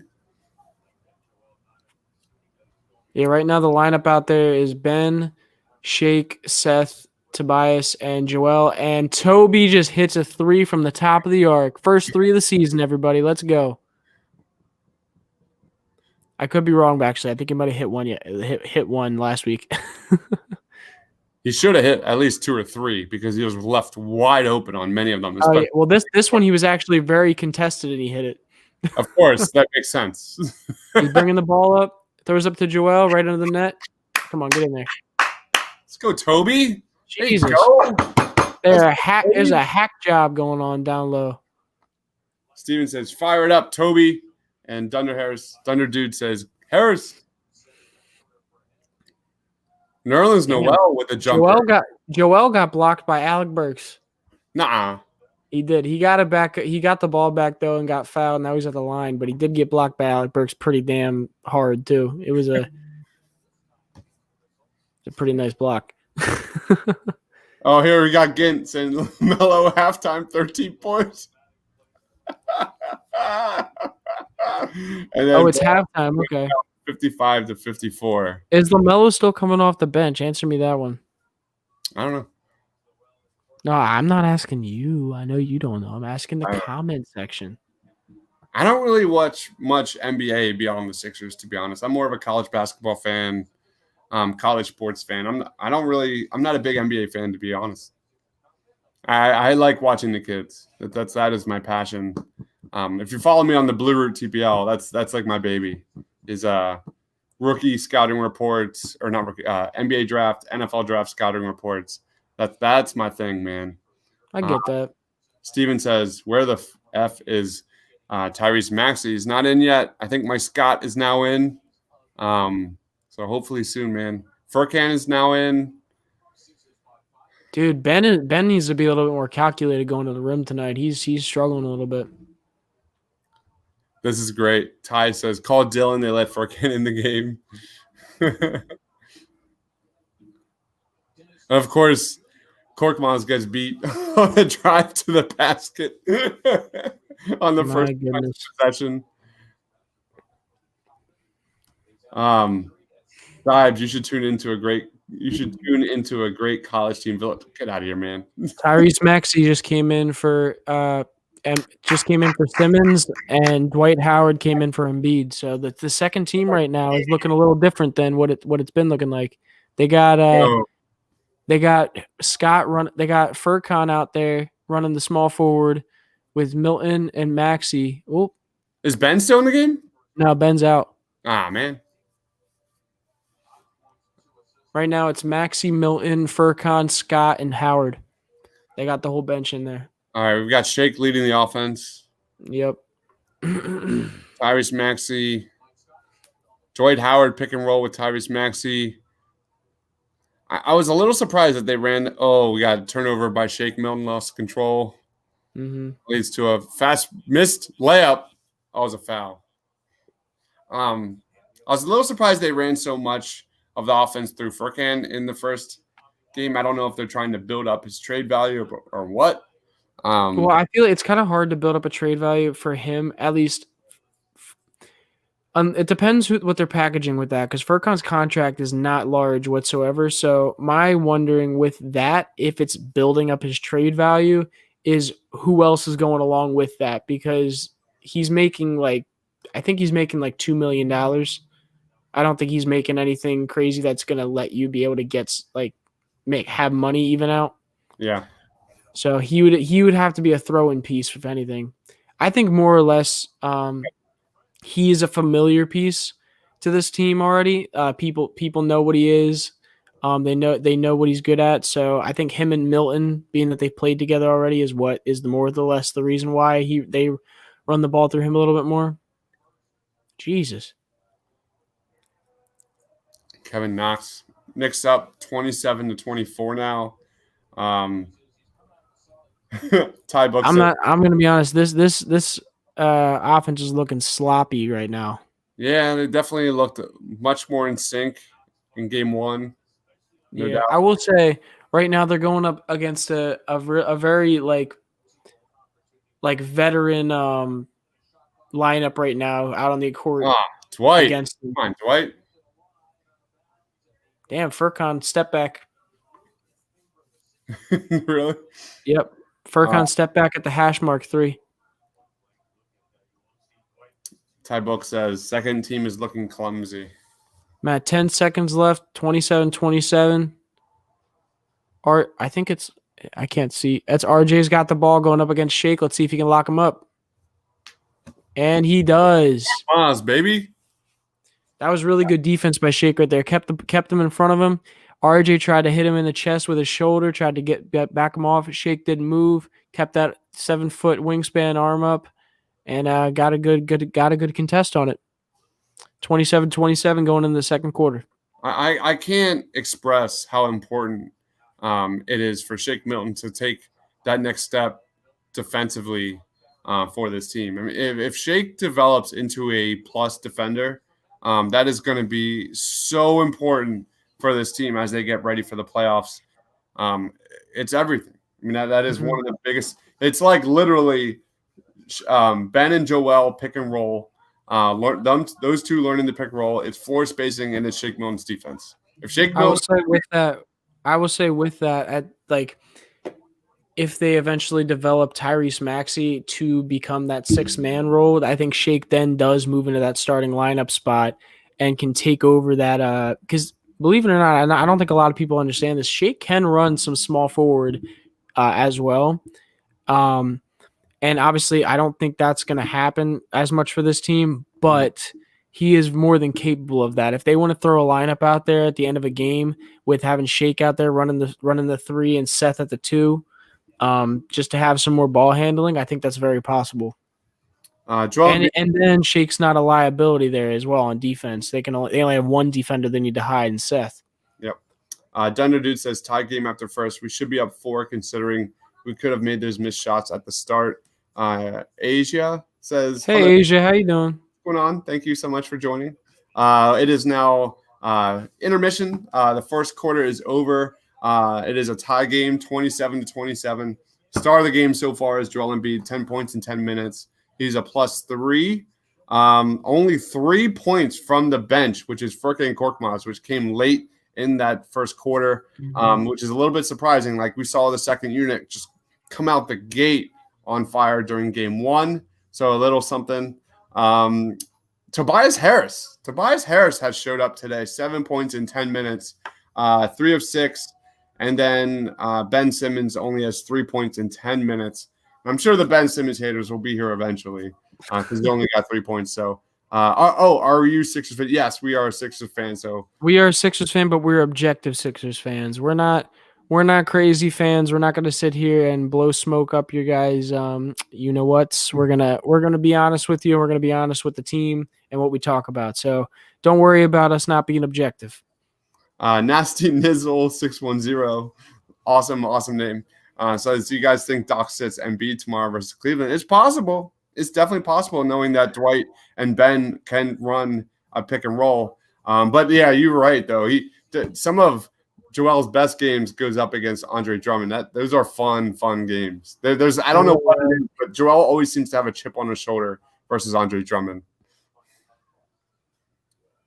Oh, good pass from Maxey and the Dwight Howard for the Lob City, man. That was nice. Nice, quick give and go. All right, move this. One thing, does it concern you that Dwight is super aggressive going for blocks and kind of leaves his man open sometimes? Hold on a sec. Oh, yeah, it was nice, wasn't it? Let's go, Tyrese. I'm sorry. What was the question? Does it concern you at all that Dwight Howard a lot of times will go for blocks more than staying on his man? I mean, I didn't watch enough Lakers games last year to know. I know how impact. I think I just mean also from watching the past 2 games, like, and even preseason, a lot of times I notice he really does go for the block a lot, which I don't think is a bad thing, but it puts him out of position for rebound signs, and it's easy second chance points, especially for a guy like Nerlens Noel. Yeah, well, I'll assess that when there's a little more sample size. I'm not really sure yet. I didn't watch any Lakers games last year, none. So, I don't want to say anything I don't know.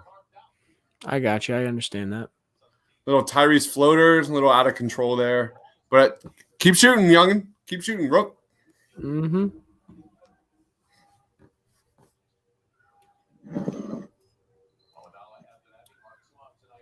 By the way, comment section and Dibes. Is this loud when I'm right here? Is this loud? No, you're fine. No? It sounds great. I'm trying to see what the what the levels are here. Oh, sorry, Asia. Are you all Philly sports? Yes, we're typically all Philly sports. No, that's a work in progress, though. We're not limited. We're not going to be putting ourselves in a corner of just Philly sports. So we, like my man Brock, we just released a video on the Lakers, a film breakdown on the Lakers' first game. So yes, we are, but we provide a lot of content of general sports as well. Watch out for the possibility of another show coming onto the channel in the next few weeks, by the way. Just teasing. Just going to tease. There may be a show coming on that I may or may not be the host of that may be talking about sports around the nation. So we'll see what happens. We'll see. Little teasing. Little teaser. Coyle says that is Howard. Ooh, Dwight. Dogging Nerlens Noel. Dogging him. Yes, Flex Dwight Howard's on him, ability to right? roll the basket is one of his biggest strengths. The Shake Milton, Dwight Howard pick and roll is everything.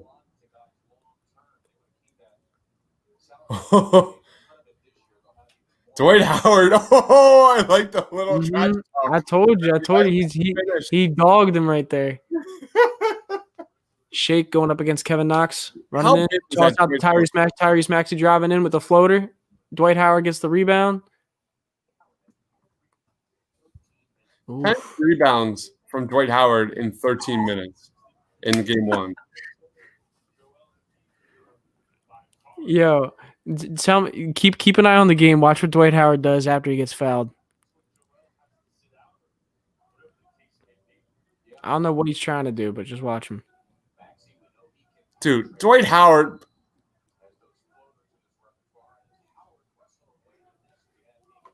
What do you do? I didn't see it. He went like this. Oh, really? Yeah, I don't know what it was. I don't know what it was for, but it was funny. Can we all just like share a laugh at it, just complaining about all these contracts? Tobias Harris's contract, Al Horford's contract. Dwight Howard makes $2 million this year. Like, just 180 of like the worst contracts and the best contracts. I don't understand how the Sixers got Dwight Howard for just $2 million. That is awesome. He must really want to be like take on that veteran role. And this might be a stretch, but I really wouldn't be surprised if it has something to do with one, obviously championship. I think a lot of people, I think Danny Green and him both think that this team could be big. But I think even bigger thing is Dwight Howard's legacy. I think Dwight's legacy has gotten really like jumbled a lot. And obviously he's a Hall of Famer, but with his years with the Rockets and his first stint with the Lakers and even Atlanta at some points, it was just his legacy was kind of soured. I think him coming in to be that veteran leader and kind of changes his narrative a little bit. Mark says this definitely looks like a road Sixers than home Sixers. To me, this just looks like an offense that's still new. I just saw a stat that the Sixers are tied in rebounds for the New York Knicks. Like, the Sixers need to be out rebounding this team. They have nice little drop off. Sorry, real quick. Nice little drop off pass from Tyrese Maxey to Dwight Howard. Dwight Howard dunks it and gets the foul as well. Really, or not dunks it, just lays it up. But it was a really, really smart play from Tyrese Maxey just now. Yeah, Dwight Howard's going to put up some crazy numbers, man. He really is. Not like points per game, but his per 36 is going to be nuts.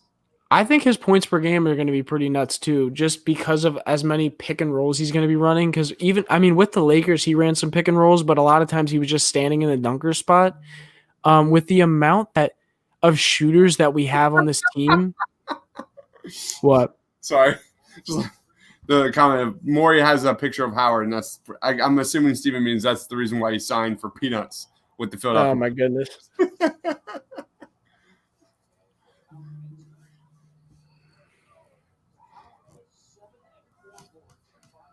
Come on, Reese. Oh, nice open shot for Furkan. Come on, knock it down. Oh, you got to knock that down. See, this is what I like about this team, though, is we have so many guys that are able to knock down some three-pointers, and they're going to get open shots. I think it's just a matter of them hitting them. And being that Furkan last year was our best three-point shooter and had our most volume three-point shots, I think there's a good shot that he's going to have a really good season with this team. Korkmaz missed that wide open three, but I don't know how he did. I know, but that's something that I love to see. Tyrese drives in with a nice little layup on Dennis Smith Jr. Let's go. We have a lot of Maxey love. Great dish, Maxey. Pat, Desmond, thanks for joining so much, Pat. Maxey is perfect for this team. I agree. Coyle says I love Maxey and Howard together. Maxey's ability to go downhill is just – I love his confidence. Me too. This is a rookie who just plays downhill. Ooh. Is not afraid to get to the rim. One. Awesome. And one. That should be an and one for Shake Milton right there. That was a nice lay. Way to use his length right there. No, but I agree. I like Tyrese's confidence. I will say he is definitely shying away from the 3-point ball a little bit, and I think that's to be expected. He is definitely more of a creator off the dribble, driving to the basket than he is as a standstill 3-point shooter. But you can see that a little bit that he is not the shooter that people necessarily wanted in the draft originally. But I think that we got that with Seth Curry, obviously, so I don't think he has to worry about that role as much, especially when he's on the court with Shake Milton. Asia says, good luck with the Eagles tomorrow. Thank you. We'll see. Guys, let us know in the comments as well. With the Eagles, we're also going to possibly be doing a Sixers stream, so let us know if you want to see that. Yeah, we'll see. I don't know if I can do back-to-back because these pods go like 4 hours. Mm-hmm. That would be 8 I hear you. Right? I hear you. Yeah, I did well, hold on. Let me catch up with some comments. Steven says Maxi's ability to penetrate and dish just keeps defenses honest. You're absolutely 100% correct. It's something that weapon, that kind of guy that can put pressure on the defense is something he didn't have on that bench last year.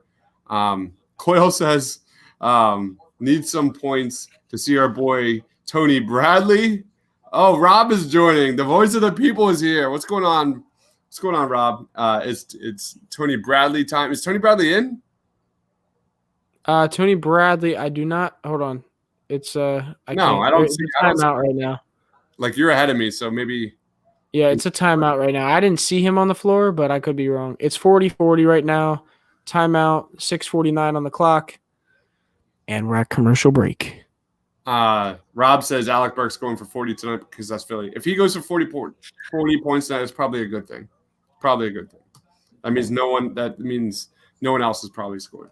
Pat says just nice to have you guys finish at the rim.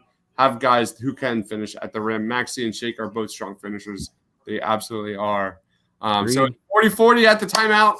What are your top takeaways so far, Justin?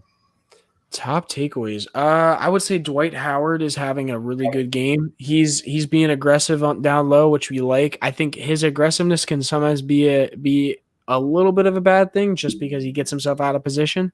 But ultimately, he's having a really good game. Tyrese Maxey as well. In the small amount of minutes he's had so far, played really efficiently. I think he's doing a really great job. I'm trying to think out of the starting lineup. Seth Curry put his hands on the ball a few times, poking some balls out, which I think was really nice. Tobias Harris hit a 3. What? Love to see that. What is that? But ultimately, they're not looking great right now. That they obviously need to clean up the offense. They're going up against a team with a lot of veterans on it. Team with a lot of vets and New York Knicks, although it's not the most talented team, they are a lot of veterans. So we'll see what happens. Hopefully we can get ourselves together a little bit more throughout the game, and we'll see how it goes. Yeah, the things that I don't like so far, only 6 assists and 39 field goal attempts. So that needs to be better. Yeah. You're getting out rebounded by the Knicks 20-17. That cannot happen. Absolutely cannot happen. And only 5 free throws. The Sixers only have 5 free throws. That is a crime. The Sixers, Ben Simmons, Joel, this is a team that should be living at the free throw line against this team that has no answer for the Sixers' size and ability to get at the rim. So Sixers need to out hustle, out physical this team, and we're not seeing it yet. I'll be right back. Yeah, me too. I'll be right back too.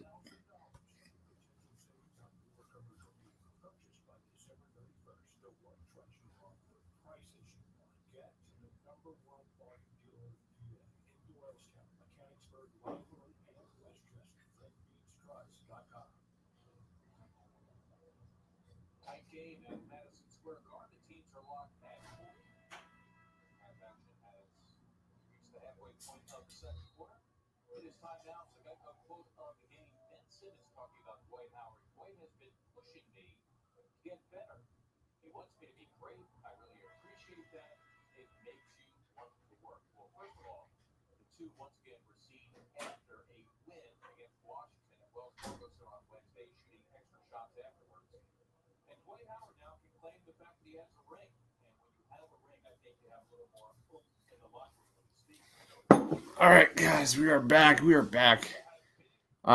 Steven says, I cannot think of a better second team backcourt than Max and Shake. Come to think of it, I can't think of one in history. Interesting. I need to think about that more. I mean, Aaron McKee, Raja Bell, that was pretty fun. But I think they're better. I think you're absolutely right. They're better. Dunder Dude says, come on, Sixers, we need defense to limit the scoring for the Knicks. I say it's an easy win. We need to hit our shots. Marky215, what's going on, man? Thanks for joining. You're the man. Sixers Twitter hates Shake Milton. I don't know what. Yo, if there's funny tweets, post them in here. I'll shout them out. But that is ridiculous. Any hate on Shake Milton, they just know nothing about basketball. Considering his contract, he's a second-round pick, how far he's come, dealing with injuries and all that stuff, and where he is now being a potential sixth man of the year, they need to go. Anyone that talks hate on my boy Shake Milton, you're gone. So we also have Rob saying, nah, just make my public declaration. Oh, about Alec Burks. All right. Willard Robinson, thanks for joining, man, says, we need Harden. Our offense is basically Embiid and shooters. Shake is not ready to be our second scoring option. Not yet. There's no reason to go out and get James Harden. The Rockets have zero leverage. Zero leverage, guys. I know James Harden is terrific. I know the Harden Embiid pick and roll will be terrific. But who defends KD? Who defends Jason Tatum? Because I'm assuming Ben Simmons is gone. Let's pump the brakes. Let's see how this spacing works with Ben and Joel. There's no reason to rush in a trade. You trade for James Harden too, you've just gutted your entire team. So there's absolutely no reason why the Sixers should jump into anything like that. I would say with the James Harden thing too. Who said this thing about Shake is not ready to be our second scoring option? Shake isn't really our second scoring option. I would say he's our first scoring option off the bench. Our second scoring option is Ben Simmons, or I would say even our first scoring option is Ben Simmons running the fast break, and then when you get into the half court offense, then it's Embiid. Then it should be Tobias Harris. Yeah, absolutely. But who knows what you got with Shake Milton anymore? Sixers are down 4 here. 5 minutes remaining in the second quarter. Danny Green, corner 3. You got it, baby. Let's go, Danny Green. Let's go. All right. Danny Green for MVP. Harden is overhyped. I disagree with that one. Yeah, Harden's overhyped. Harden is probably the and I say probably just because you can make an argument, but Harden is probably the most talented offensive player this game has ever seen. Yes. When it comes to manipulating a defense, and when it comes to manipulating a way to get his shot off, manipulating fouls, everything like that. He is one of the smartest players when it comes to getting his buckets. Nobody could stop a Harden and Embiid pick and roll. That would be the most laughable offense in history. Williard says nobody can stop KD. That's why you have to have Ben. That's why you need Ben Simmons. Everyone's freaking out. We got Coyle. What's going on, Coyle? It says nobody can stop. How's it going? Can you hear me? Yeah, we can hear you. Nice shirt, by the way. I do want to say quick about Harden and the Embiid pick and roll. It's like, yeah, in theory, the Harden Embiid pick and roll sounds good, but I will say Harden plays a lot better in that spread 5 offense when it comes to he can choose whether or not he wants to run to get to the rim because his handle's so good, or he can choose to get a step back on, and he has that space too. And Embiid is the best when he has the ISO in the post. So it's like to me they're both better without each other than with each other, in my opinion. I don't know how everyone feels about that, but that's just something that I think about. Coyle, are you pro James Harden, or where are you at with trading for James Harden? I'm all about what it's going to cost us, really. Sorry, my camera's going to be a little weird. It's all about. Oh, give me a second. I'm still the other stream on. I'm like, why can't I hear this like 3 times? I'm really about what it's going to cost us. it really comes down to if it's costing us nothing, I'm all for it. You're only going to get 1 year out of them, most likely. You're not doing an extension, or you're not doing a long deal with it for what you're giving up. So when it comes down to the trade deadline and it being absolutely nothing, yeah, I'm all about that. I love this comment. I don't want Santa on our team running around trying to be the big dog. Nico 2K says, I don't think the Sixers can go any further with the team they have. It was disappointing last year. I think we should go for Harden. It's a different team, man. It's a completely different team than last year. Let's breaks. Do not go overboard on 1 or 2 games. Just stop. It's crazy, guys. Steven says you have to D up to win a title. Cancel Harden. Absolutely. You have Harden. Harden doesn't give you anything on deep. I know he's still a positive player because his offense is god tier. But like I said, who defends Harden? Who defends Tatum in the playoffs? Like you that's a major thing. You look at the wings across the Eastern Conference. That's a real thing, guys. Yeah, we can still hear you, buddy. Yeah, Chris. Yeah, no, sorry. I'm trying to get this. I don't know what's going on with my camera. You're good, man. Oh, by the way, Willard, I am eating it's like a trifle kind of thing. I don't know. I found it in my fridge. It looked good. So sorry, excuse my eating, but I'm hungry. I'm eating too, man. Listen, let me know if you guys can hear me eating. Please let me know because I will mute my mic. No, I can't hear you. I'm eating some smoked mac and cheese. Pretty good. Smoked mac and cheese. Ooh. It's the best. With and we got like slab bacon, and I smoked that too, and then I cut up and threw it into the mac and cheese. It's so good. Ooh. Sounds like a good time. Woo! Joel Embiid, baby, let's go. What are you eating, bro? I know Joel Embiid is eating. Eating buckets. He's over here eating buckets. Joel Embiid's got 14 points for 5 for 10. Wow. I will say I want to see him get his efficiency up a little bit. I know it's hard because he's our first option, and he's not always right under the rim. But I'm interested to see if he can get his efficiency up a little bit from last year. Smoked mac and cheese, sheesh. Coyle, what have you smoked lately? We did kind of setting it up there, teeing it up. No, we did some smoked sausage. Did a what did we just do? We did a brisket or a beef chuck, not a brisket. We did a beef chuck. And we have a whole chicken in there that we're probably going to do, but I keep forgetting to defrost it. So eventually that'll get done. Defrosting thing is the biggest pain in the ass. Yeah, but there's nothing better. Like to do we take a whole chicken, smoke it, and then make Amish pot pie with it. So good. I'm gonna make a turkey noodle soup tomorrow. Oh, we had a lot of. I carved the biggest turkey yesterday, man. It was like. It was well over 20 pounds. I'd like one breast was like an entire tray. It was the biggest turkey I've ever carved. We have so much leftovers. I'm gonna make some turkey noodle soup tomorrow. All the corn. You still have some of the corn saved? Yep, we got some fresh corn from Lancaster that was frozen. I thawed it out today. It's gonna be awesome. Can't beat it. Can't beat it.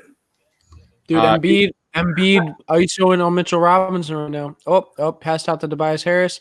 Find Seth Curry. He's wide open. Find him. He didn't find him. Come on, Tobias going at Knox. Big Shane Gillis is calling. Ooh, Ben Simmons. There we go, Ben. Ben Simmons with the putback on a Tobias Harris missed layup. Nice little challenge. Like, I don't know if he tipped it, but Joel Embiid with nice challenge. Oh. Nice 11-0 run from the Sixers in the past 3 minutes. Let's see what happens. But going into a timeout. So, Shane, I have, what is it, cannolis? Is that what it's called?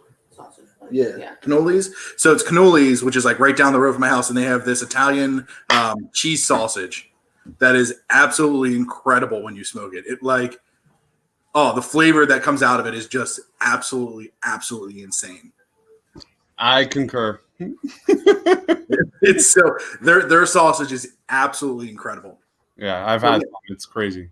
If you can find what I found is if you can find a butcher that like knows exactly what they're doing instead of just getting whatever from the grocery store, it's the meat is just so much better when you go to an actual butcher shop and get something picked up that way. Let's go to some comments here. Embiid looks out of shape. I don't know about that. I don't think I would stand by that.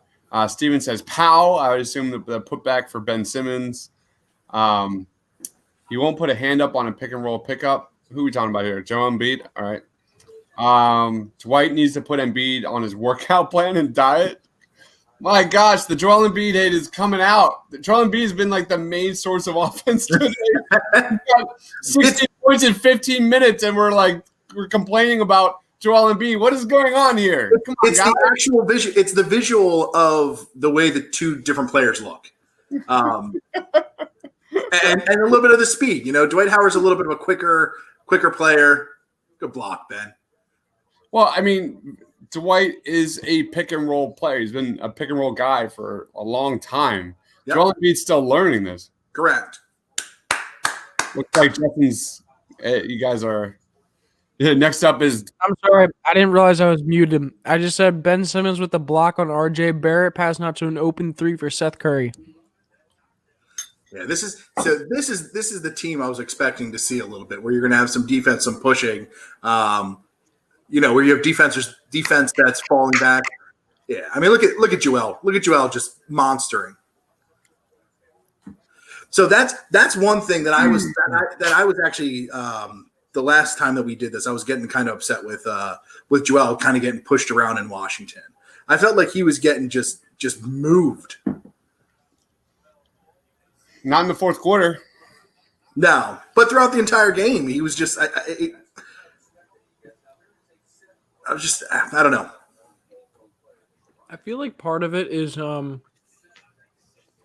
he tries to hold him, like he tries to make sure he's available at the end of the game. Because I think a lot of times for the past few years, you notice that in the first half, he'll go off for 20 points at times. Like there were times where literally he would in the first half go off for 15, 20 points. And then by the end of the game, he was gassed. So I think what he's trying to do is throughout the game get more aggressive and be able to hold up throughout the whole game for the whole season. And that's, I think, something you're noticing because we're not always going to him first when we get up the court. A lot of times we're going to other people because we want to see. I think it's because they're trying to make sure he's healthy. I think they're trying to make sure they're not just trying to push the ball to him all the time for shot creation like they have in the past. Well, I think this year too it's a little bit different. You actually have a backup that's able to do some things. So I'd rather be seeing him go a little bit harder throughout this game and take your actual rests rather than just getting a couple of those minutes sitting. And we're seeing that already. You're seeing him start to get some time off the bench because of this, some time on the bench because of the bench and the way that the bench is able to play within these, couple games. Yeah, totally different game than game one. Very, very different. At this point, during game one, the bench was very much leading the offense. The bench right now has 9, 13, 16 points. So definitely not on the same path projection as that 43-point performance they did in game one. Ben and Joel getting fancy a little bit on that play right there. And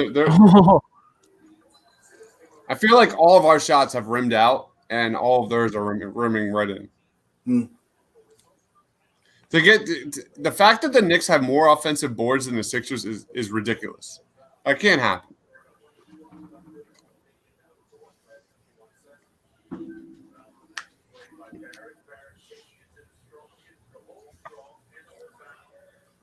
Embiid has 20 points on 7 of 12 from the floor. Yeah. I was just pulling that up right now to see what the numbers are. What's going on here? What are the points? What is it again? 20 points on 7 of 12 from the floor in 16 minutes. Yeah, and he's terrible. He's terrible. He's out of shape. Worst player ever. He is noticeably, I think, like a little bit more lean this year. Like in my opinion. I mean, obviously he's not Dwight Howard, but he is noticeably thinned out a little bit. Yeah. What do we got some comments going on here? All right, Big Shane Gillis says Ben Simmons starts playing when it matters. That's the problem. Maybe.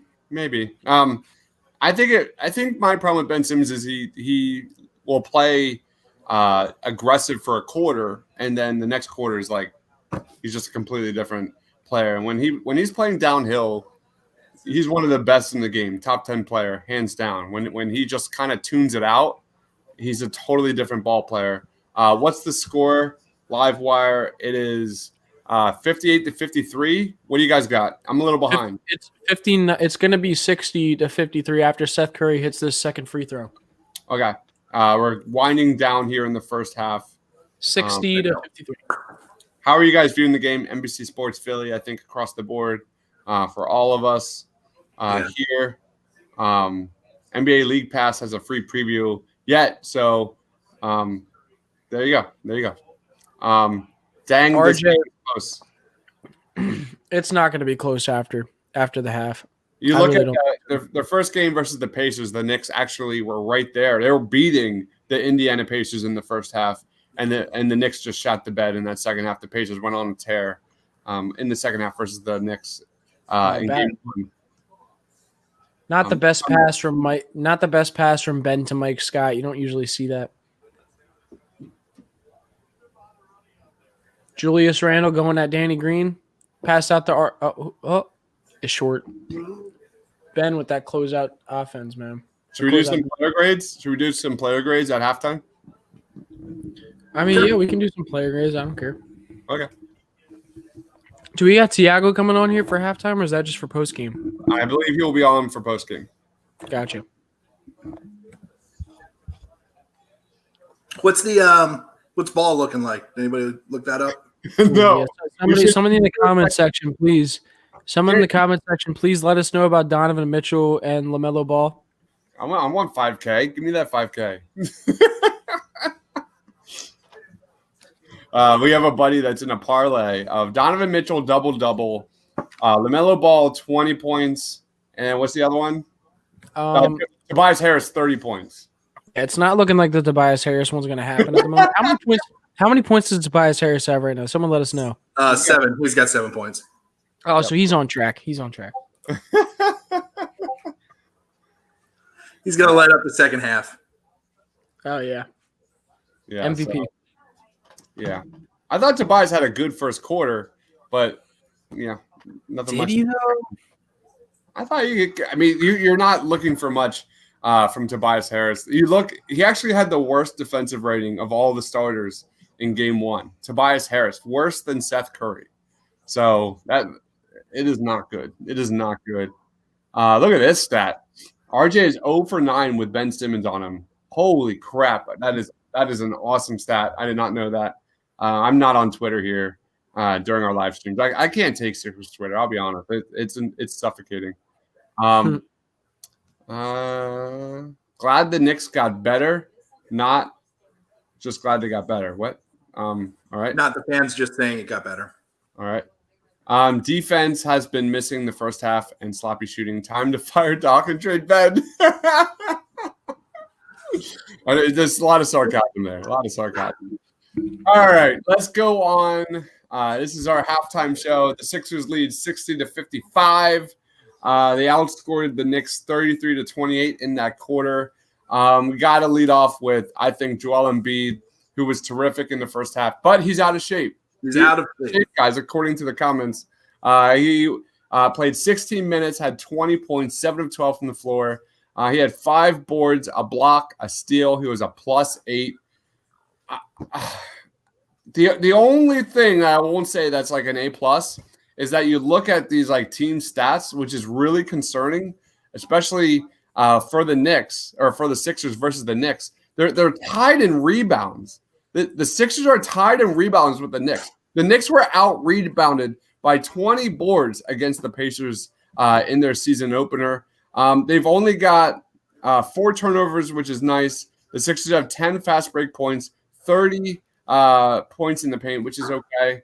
But you would think that – wait, where's the offensive boards? Where's the offense? Because that's the other one. There's – all right, so the Knicks have 9 offensive boards. The Sixers have 6. So as great as I want to grade like Embiid here, like that's you can't be giving the Knicks boards here. So I'm going to give him an A- for that fact. What about you, Justin? Are we just strictly talking about Embiid right now? Yep.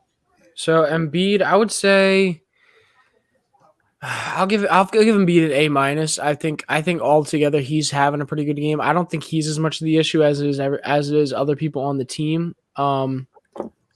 I think just some inconsistent play from others. Obviously, you want him to have more than 5 rebounds, but I just don't think a lot of balls have gone his way today. What about you, Coyle? Yeah, I mean, what everyone's saying. There's not really a whole lot more you can say about it. Right around that A. Little sloppy in the beginning of the game, but I mean, you're just going to have that some days with some players. But like you said, with some of the boards and that you're seeing, I'm trying to find the stat for what's do you know how many boards Noel has right now? Noel? Yeah. Noel has 3 boards. Okay. So I thought that's where most of like just kind of watching the game of how it's going. Like you're seeing him kind of move around a little bit. That's kind of where I thought it was going a little bit more, but I'm guessing wrong. Kevin Knox has 3 offensive boards, so that's where that's coming from. That's okay. But yeah, I mean, you can't really. He's having a great game. Whoops, hold on. Oh, gotta love the ESPN site. All right, let's go on to Tobias Harris. He had 7 points, plus 18, team leading plus 18 in 14 minutes, 3 of 8 from the floor. He has a board. No, he has 2 boards and a block. I mean, this is the best probably Tobias we've seen Tobias so far this season. It's very small sample size. Let's go a B. What about you, Justin? See, my thing with Tobias Harris is like my expectations of him are just way higher than what he's giving. Like you look at our other 2 stars that are making money right now. You see Ben Simmons is at a triple-double alert right now. You see Joel Embiid, total highest point scorer. Tobias Harris should be right next to those 2. So personally for me, it's underwhelming how he's been playing. I would say I'm going to give him just on the fact that he's playing, he's being somewhat efficient today. I'll give him a B. But for the fact that I want him, what I expect of him, he's just not playing up to it. Coyle. Yeah, he just disappears. Like it's really weird. It's like you kind of forget about him.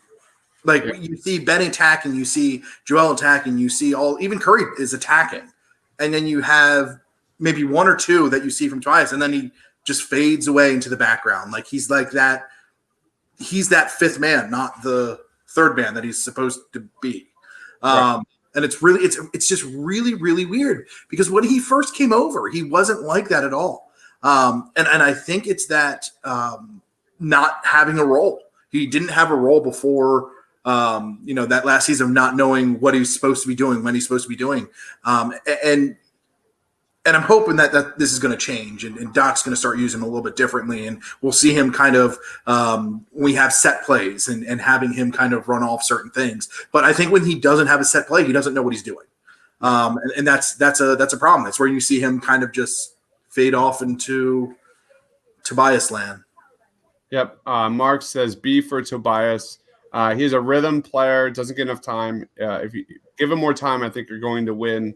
Harris, a different role under Doc this time. It's really important to give Tobias Harris time under Doc Rivers in this offense. Tobias Harris shot 41% plus from 3 in 2017 under Doc Rivers, over 43% in 2018 under Doc Rivers. Just like I said, guys, I've said it 15,000 times already tonight. I'm going to say it again. Pump the brakes. Just give the Sixers time to gel on offense, especially in the starting lineup. Big Shane Gillis says Sixers Twitter is literally a pitchfork and torch-bearing mob. It is the worst. I'm part of it too, but it is the worst. It is absolutely worst. All right, let's go on to, I think, one of the main positives, main takeaways was Dwight Howard. 7 points in 7 minutes, 4 boards, 3 of 5 from the floor. This guy's just leadership. This guy's just is a presence. This guy's just a presence on the court that I've been so impressed with. I continue to be impressed with. He's just a breath of fresh air given where the Sixers have come from. The Sixers haven't had a guy like this that just oozes leadership. I'm going to go an A. What about you, Coyle? Yeah, I love him.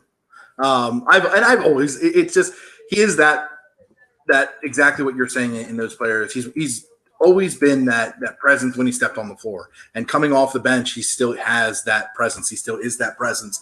And it's energy. It's a lot of energy. It's a lot of moving. You're seeing even the way he sets a pick. It's like he gives everything. It feels like he's giving everything. And I think that's why you see a lot of people kind of complaining, being like, Joel, he's out of shape, because you're seeing the two differences between those two players. Yeah. But yeah, A for me, A+. Well, Joel Embiid is not Dwight Howard. Like that. No. Like, physically, no. Like they're just completely opposite players. Oh my gosh, Dwight should start.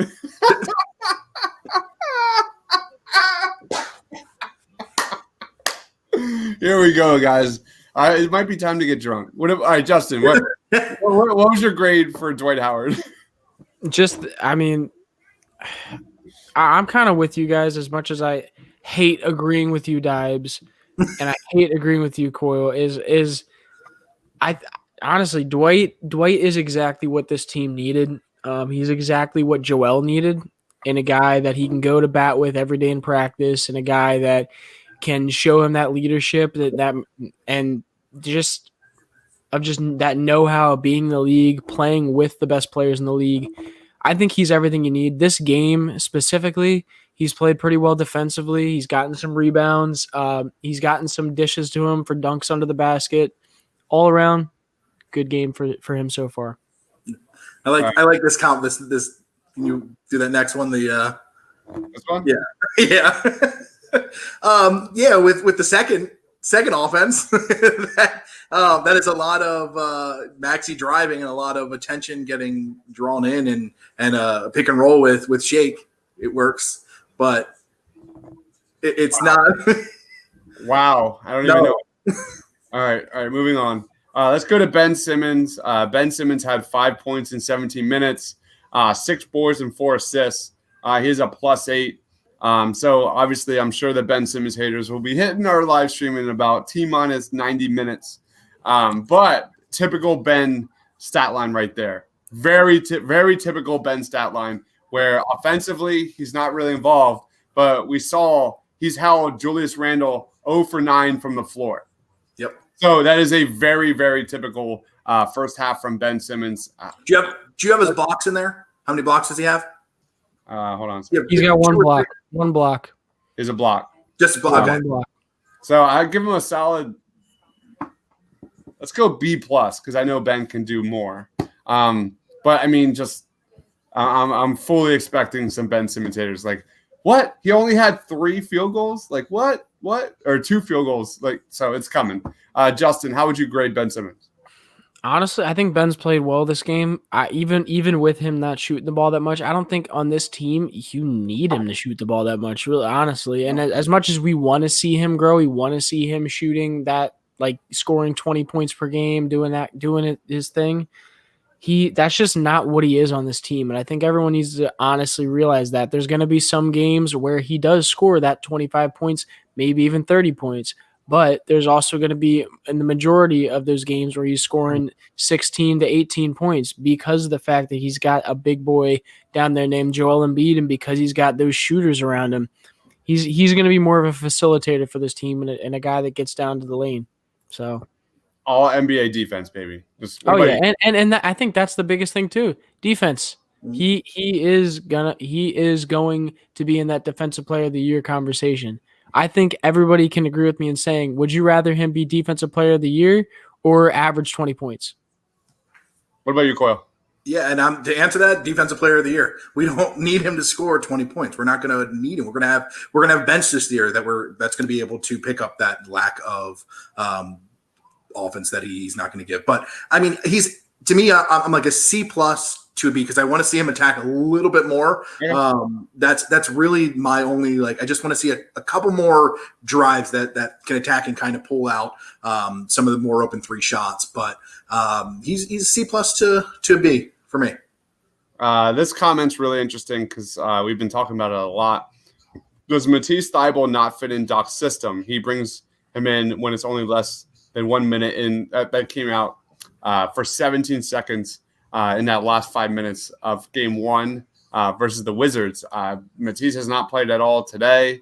The answer is he does not fit in Doc Rivers' system. In order to be in Doc Rivers' system, you need to be able to put the ball on the floor. You need to be able to facilitate a pick and roll, and you need to be able to get in the basket.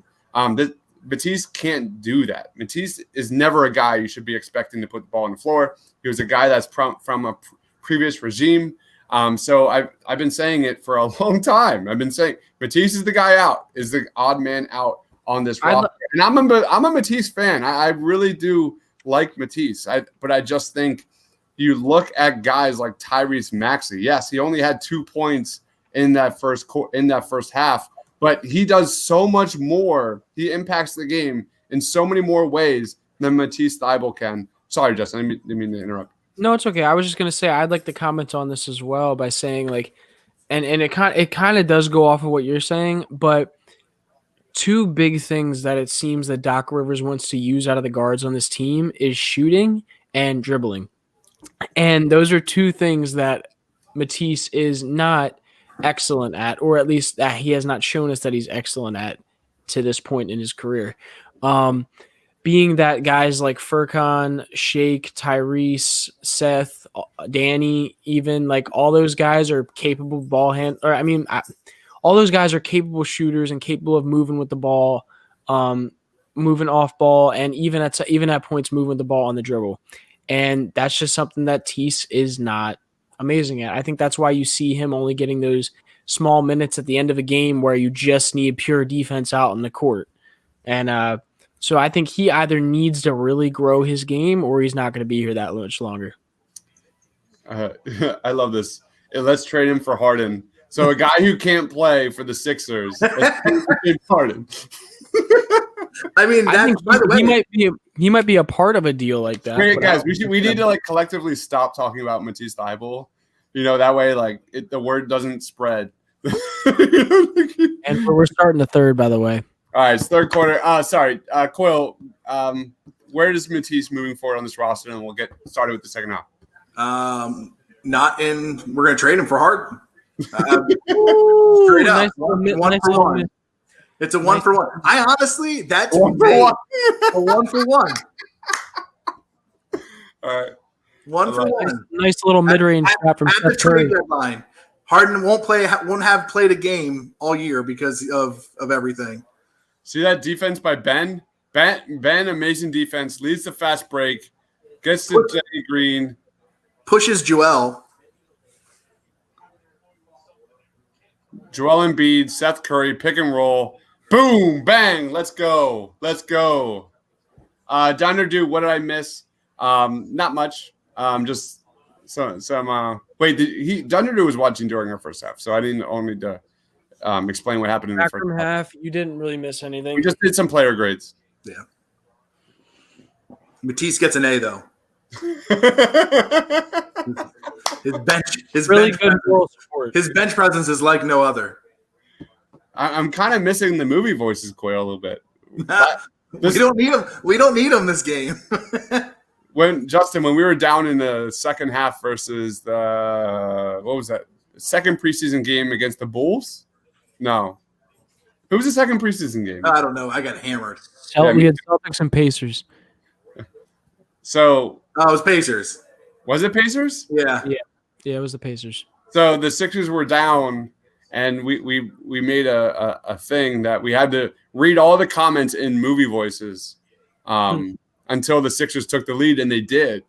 And then what happened was we were like, should we continue to do the movie voices? And hold on, real quick. Tobias Harris just had a layup. So looking at this offense of how I think Doc is trying to get him going. We've already ran 2 plays at him or for him. And that's the stuff. And that's the stuff that I'm talking about with Tobias. Like, he doesn't know what to do unless something is called for him. Which I'm fine if we're going to have an offense where we can actually do that. Because come playoff time, that's what you're doing half-court basketball. So we might as well get running on some of that stuff now, knowing what we're going to have in Toby. But I really like that play there to get Toby on Mitchell Robinson, to get that mismatch. Like, they didn't do that very often last year, so I like that a lot. So, Chris, what were you saying about how movie voices? Oh, hey, look, we have Dunder Dude. Dunder Dude remembers the voices. And now, all right, Coyle, do a movie voice. In a world where there's the voices. That kind of movie, like the trailer voices. And we read every comment for like literally 90 minutes straight. No, it wasn't 90 minutes. It was like, how long was that? Like probably 40 minutes, maybe. Yeah. But Livewire. Go to the Livewire. Up. One more. Yeah. I mean, you're going to see this for a little bit of time. The offense is going to come together. You're starting to, even from this game to last game, you're starting to see the offense starting to click a little bit more. You gotta. Diver keeps saying this. You gotta give it time. Ben Simmons has held RJ Barrett to 1 of 12 shooting. Mm-hmm. Unbelievable. No one talks about that. By the way, Ben is great defense, Ben. Great defense. Ben is terrific, man. Wait do you see what's coming up? Yeah. What about trading Ben Simmons for Andrew Wiggins? Andrew Wiggins is obviously better than Ben Simmons. I think everyone can agree with that one, correct? I mean, what was his box score last game? Let's think about that, and then let's think about who Seth Curry. Seth Curry from the deep 3, everybody. I'd much rather see him than Josh Richardson doing that. Yes. And Ben Steele. Let's go. Ben is absolutely all over the court tonight. Yeah, he's dominating. And here comes those whistles. In a world where you have imaginary whistles with imaginary fouls. Honestly, that was terrible. Ben is freaking out right now. He's like, there's no way in hell. All right, guys. Lead is extending. This is going well. Second half is starting out well for the Sixers. If you guys have any requests, I will be singing in the middle of the game at times. So if you have any requests, please let me know in the comments. Wait, what? Didn't you hear about us doing duets? Yeah, we're doing. So he's doing movie. If he's doing movie voices, and I just give me some songs. I'll look at the lyrics. I mean, I'm a triple threat. Justin, I also sing. I'm a triple threat. Hey, wait, are we turning this into karaoke? What's happening? Karaoke Sixers games. Didn't you know? It's the new thing. It's live streams, podcasts, and karaoke Sixers games. You know, it's the new craze. You can't get that anywhere else. The new craze. Nope. Oh, Tobias is going to be open in the corner. Yep. Hit him. Danny. Steven says Ben took his vitamin D. All right, here's the comment. Don't do Ben like that. Come on. Ben Simmons, Defensive Player of the Year. What seed do the Sixers have to get for Ben Simmons to win Defensive Player of the Year? Like 2, right? I don't think it matters about the seed. I think it matters if he's healthy. Yeah. I think if he stays healthy all year, he had that last year, to be honest with you. I mean, sure, if you want to talk about seed, I honestly think the Sixers have a chance to be the second seed in this conference. I really do. I know that's a stretch for what people have said, but it really wouldn't surprise me. Oh, that's a great pass from Seth Curry. That is a nice putback from Joel. Look beautiful. at that. I mean, does that get any better? No. Does that get any better? Nope. Because I'm excited to see this, guys. I'm excited to see this. By the way, if anyone didn't know, Dives is about like 20 to 30 years 20 behind us. seconds. Yeah, He's- behind He everybody just else. saw Julius Erving dunk. So when New Year's comes, that was a nice pass. Man, you got to hit that, Danny Green. Come on, man. We have so many wide open threes. He's going to start hitting. All right, Sixers up 10. Sixers up 10, 70 to 60. Yeah, Livewire says, can't wait to see Brooklyn versus Philly. That Ben Simmons versus Kevin Durant matchup is going to be absolutely terrific to watch. That is the matchup. Andrew Wiggins can't guard Ben Simmons, so I will trade for him. I'm reading that. Can't guard Ben Simmons? Andrew Wiggins can't guard Ben Simmons, so I will be trade for him. Livewire. We were kidding. Why would we trade for? He said, "Why would we trade for him?" Because he can't guard Ben Simmons. Yeah. That is a complete joke. It's on Twitter. There has been a lot of there was and previously have been talks of Golden State Warriors fans saying they wouldn't want Ben Simmons because Andrew Wiggins is better than he is, or because Ben Simmons does not score. So that's just a little joke coming from me. Yeah. I would never want to trade Ben Simmons. I don't even want to trade Ben Simmons for James Harden. So I think that just goes to show you, do I want to trade him for Andrew Wiggins? Hell no. Pat says, shouldn't you all sync up so the viewers can pause unit? We all watching at the same time. I mean, I'm doing the best I can do. Justin, can you pause your TV? I cannot pause my TV. I'm gonna be honest. I do not have the capabilities for that. We're fine. We're doing the best we can. Ben does need to learn how about front run. Sure. Expecting Nets to fall apart in the second half. Yes, too many cooks in the kitchen. And who knows how long Kyrie's going to play. That guy always gets hurt. Yep.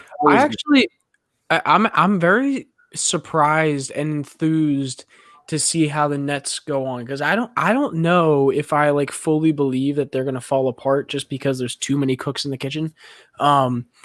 It seems like just from the energy that they were playing with yesterday, or was it yesterday? Yeah, yesterday. That like it really does seem like that they're no one's being exactly selfish. You know what I mean? Like the ball's not just sticking somewhere for a long time being selfish. Now, obviously we can see how that goes as the season goes on, but I'm very that team really interests me. Yeah, that team causes huge problems for the Sixers. Huge problems. Like you're talking about Kevin Durant. Like we're not even talking about Spencer Dinwiddie or Karis LeVert, who cooked the Sixers. So that is a matchup. Like Ben Simmons is going to have to play the entire game. That's essentially what I will say the nice thing is we do have guys like Danny Green, Thibault, and if Shake can keep up this defense, then like we do have a good amount of guys now that can guard guards a little bit better than we used to.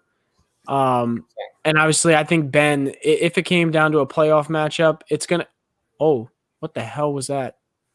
There's like 1 second left in the shot. Okay, I didn't realize that, but that was – oh, Tobias just blocked. There you go, Toby. Tobias just blocked Julius Randle like bad. I'm on the offensive board by Robinson. Cannot be allowing these offensive boards by the Knicks.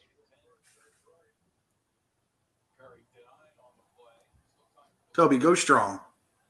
Ooh, step back from Ooh, Toby, that was gross. You're that far back? I really didn't realize you're that far back. Like that was blocked really by Toby. There's a block by Toby. Yeah. Oh, goaltending. That was goaltending. That's what I said. Another steal by Danny Green. Thunder Dude knows how it is. Thunder Dude is on our time. Yeah.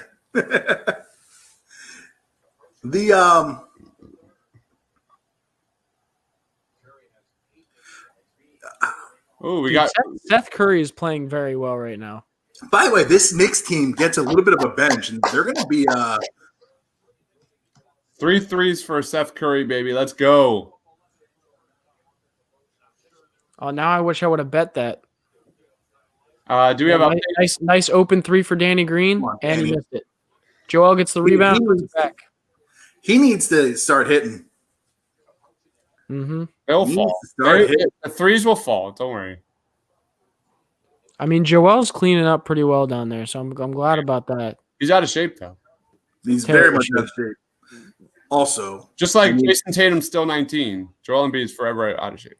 Forever. 50 points on 50 shots. Let's remember that one. Oh, come on. Ben, be looking. There's a Danny Green 3 right there. There's the Danny. There you go, Danny. Hey, guys, I'd like to say 78-62. Yeah. They're pulling away. This Knicks team, though, they're going to get a little bit of a bench, and they can be a scary team.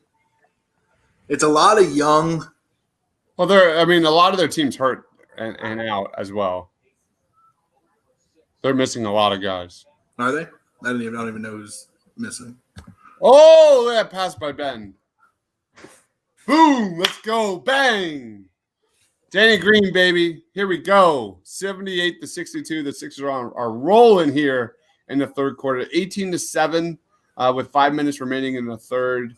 In France, a lot of Sixers fans are trading Ben for Harden. Pretty scary. Do not do that.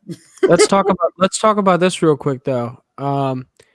Second best scorer on the team right now, Seth Curry. 17 points. Yes. 3 assists, 3 rebounds, 6 for 8 from the field, 1 steal, 3 for 4 from the 3-point territory, 2 for 2 at the free throw line, plus 19.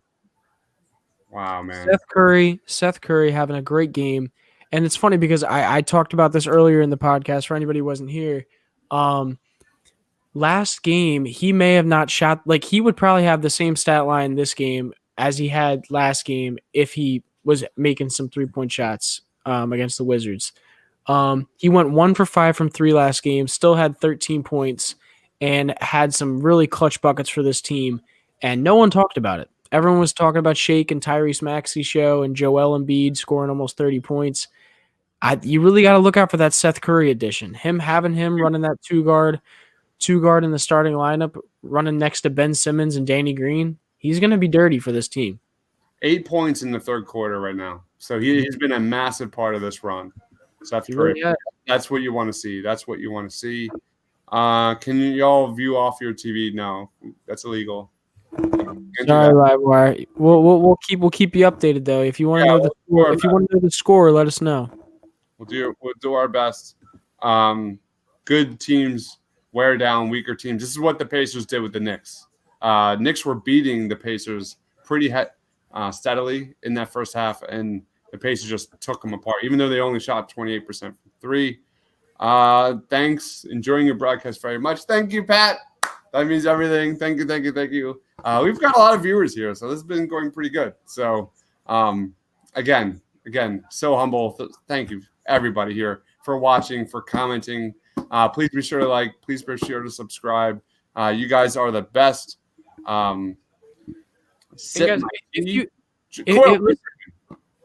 Pat, if you can, share us on social media. Tell your friends about us. We want to get this as big as we can. We want to grow this community so people can all have fun with us. Come on and have fun with us. Go watch our videos afterwards.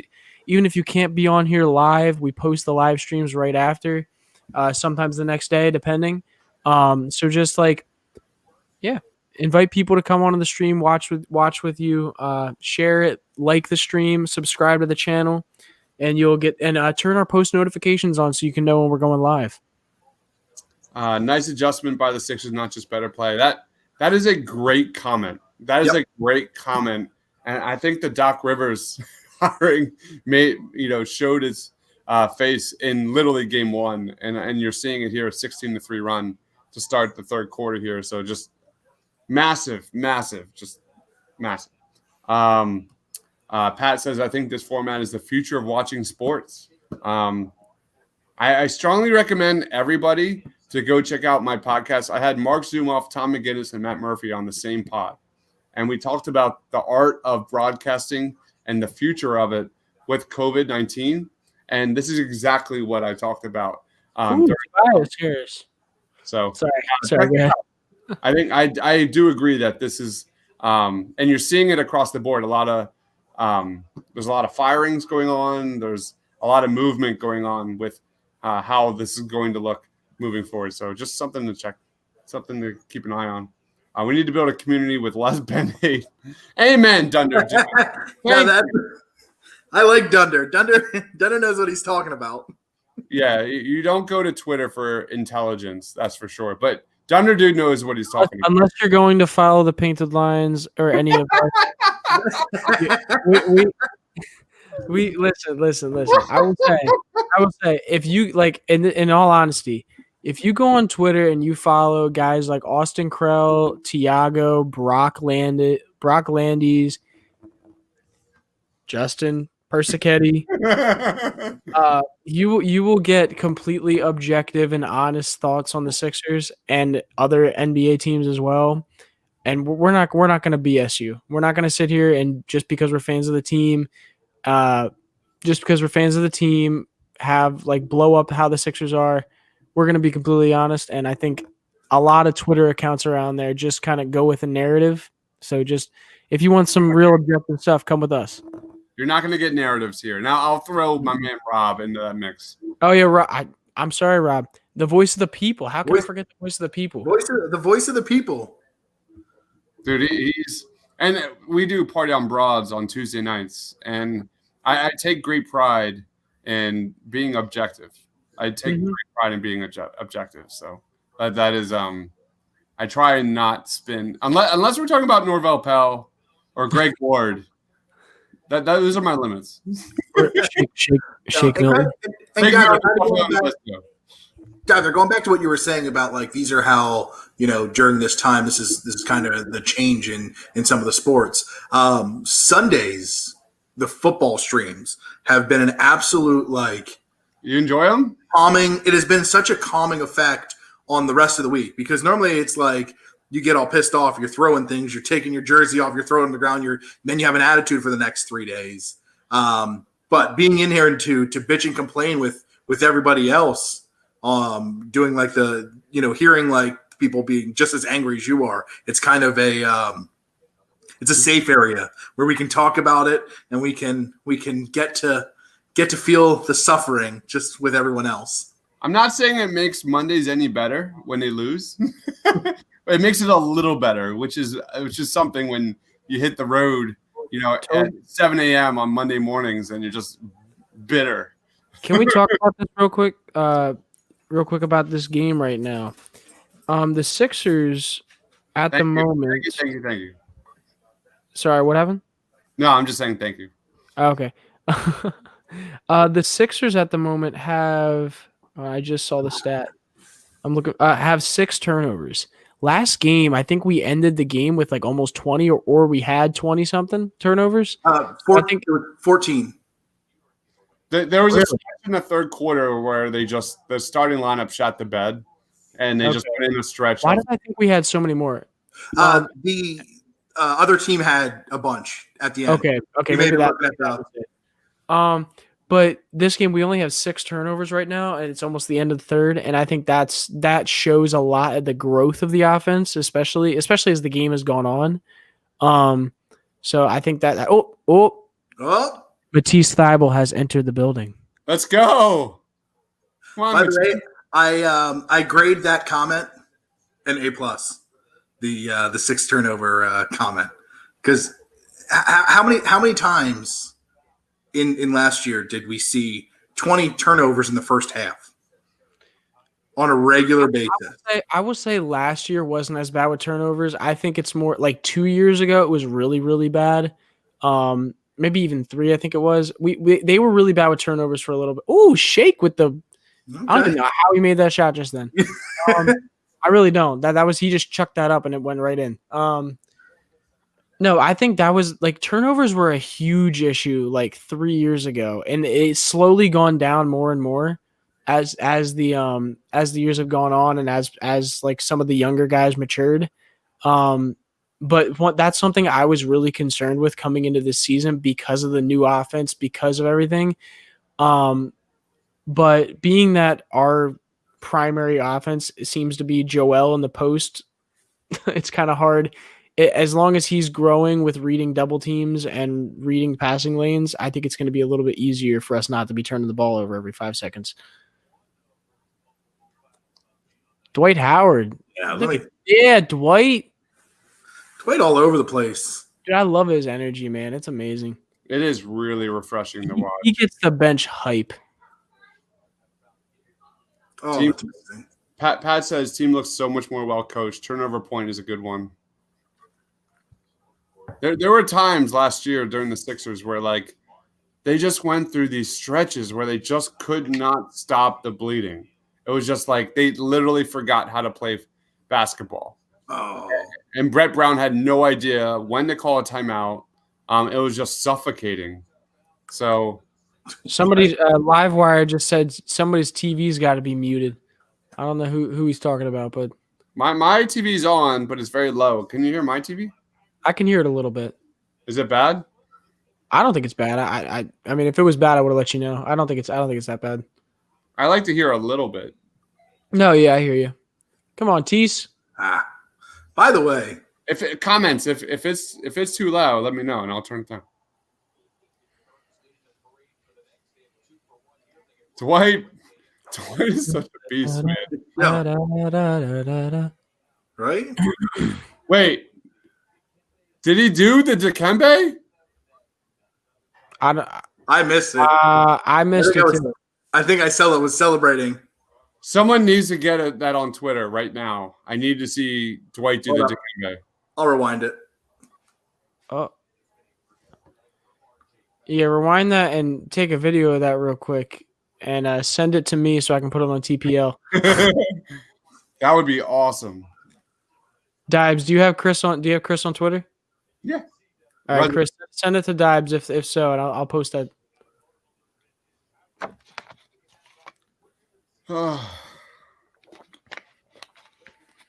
Great. By the way, during this commercial break, I just want to shout out to Chris right now, Dibes, Mr. Crockpot on Twitter, because he is the one who started this lovely YouTube channel. And I think everyone needs to give him a quick shout out on how many people he's brought on to this YouTube channel and how much it's grown. He's very proud of it. So let's, in the comments if you want, say thank you, Dives, because he's come up with all these ideas on having these live streams during games, all that kinds of stuff. So good job. Thanks, Justin. You know who was like one of my first like podcast buddies was? What? You're looking at him. Ooh, I didn't know Coyle. Yeah, if you go back to like look at the oldest videos here on the channel, it's me and Coyle just talking shit. It was probably the best content. No, it's not. It was terrible. It was so bad. It was so bad. It's so don't. In fact, no. Don't go back. Don't do it. Don't go back. I'm gonna make a drink. Is it similar to the Sixers content that was in the second preseason game of your movie voices? No, I was way more nervous back then. You know, I'm not even like remotely close to what I was back then. So this was like 2 years ago, right, Coyle? Oh yeah, this was forever ago. I see. Yeah. When Dibes told me I think it was after my second live stream on here, he was like, dude, you look way more comfortable than I did on the first few streams that I did. Which surprised me because it seems that Chris has some good confidence coming on here. No, it's just the alcohol. I see. Did you find the Dikembe finger? I did, but I took a picture and not a recording of a video because obviously I know nope, that's not right. Oh, come on. No, I get it.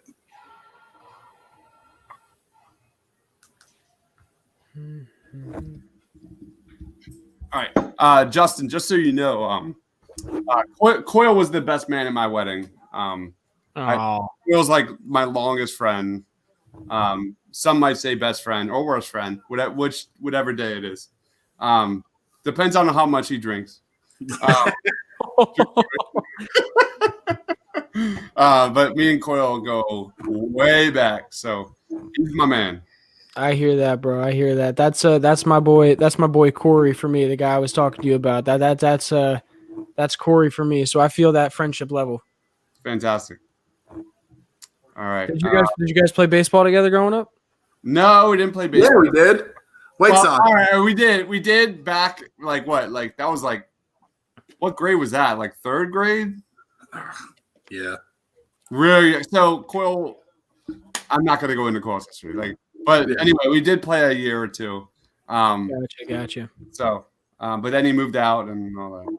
Wow. Okay. Anyway. Enough about trashing on Coyle over here. Another Dwight to start comment. What is happening? No, live wire. Why you gotta say that, man? What's happening? Wait. I do a better Mel Reese. Steven, if can we get voice on here? Because I would love to hear your Merrill voice impression. Merrill Reese. This is Merrill Reese. This is Merrill Reese. This is Merrill Reese. Dibs, I'm gonna be honest with you. You just sound like yourself when you say that right there.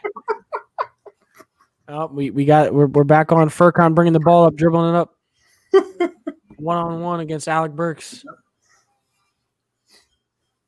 Oh yeah. I hate being behind. It kills me, man. Oh my god, I love the passing. I'm not gonna lie.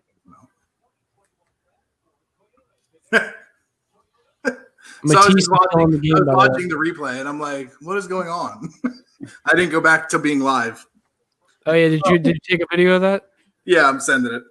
All right. All right. So back to the game. What a great third quarter by the Sixers, 26-14.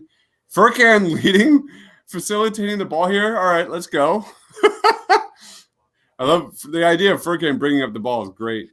Well, speaking of Furkan just traveled. Did he step out of bounds? No, he just traveled. Wait, we have Dylan who hates Furkan Korkmaz, says he looks good. So that's a big step forward. By the way, podcast. Yeah, send me that video. By the way, Dibs. I think Chris is sending it to you. Oh, sorry. Wait, what? Yeah. All right, where'd you send it? Through email, so it keeps the quality as high as it can because it's still recording. Through my email then. I sent it to Dibler so you can. No, I know. I meant Dibs. Dibs has my email, so I have your email. I haven't gotten it. With it being a recording off the TV anyway, quality's not going to be that. Sarcasm is Howard a perfect fit. Thanks for joining Ozone. He is a pitch perfect fit. He's a perfect fit for not only helping the Doc Rivers pick and roll offense establish on that Sixers team, but really help cement the Sixers second unit, which they haven't had a bench in years. You look at the Sixers bench the last 3 years, bottom third of the NBA the last 3 years. The fact that we actually have a bench, and that's one of the biggest reasons. Dwight Howard is one of the biggest reasons why I don't want to move Shake into that starting role yet. If his defense progresses and we're in the playoffs, that's a whole other can of worms. But right now in game number 2, Howard, Shake, Tyrese, like that is something that is so important for Ben and Joel to be able to go off the court and know that the team's not immediately down 10 points. So it's so significant moving forward. Dunder Dude says Furk may avoid stepping outside for the first time ever in his career.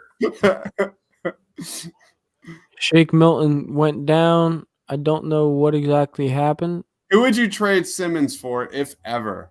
Kawhi Leonard. For me, it's a Kawhi Leonard. Oh no, he's too old. I'll go Devin Booker immediately. Yeah, I'd probably agree with that one. I love Devin Booker. Him and Embiid would be so fun, but it's a very short list. Actually no, never mind. I'm really trying to think. I think Devin Booker is an amazing guy. Also, and every time he plays the Sixer, he goes for 50 points. So as a Sixer, he's going to average 50 points a game.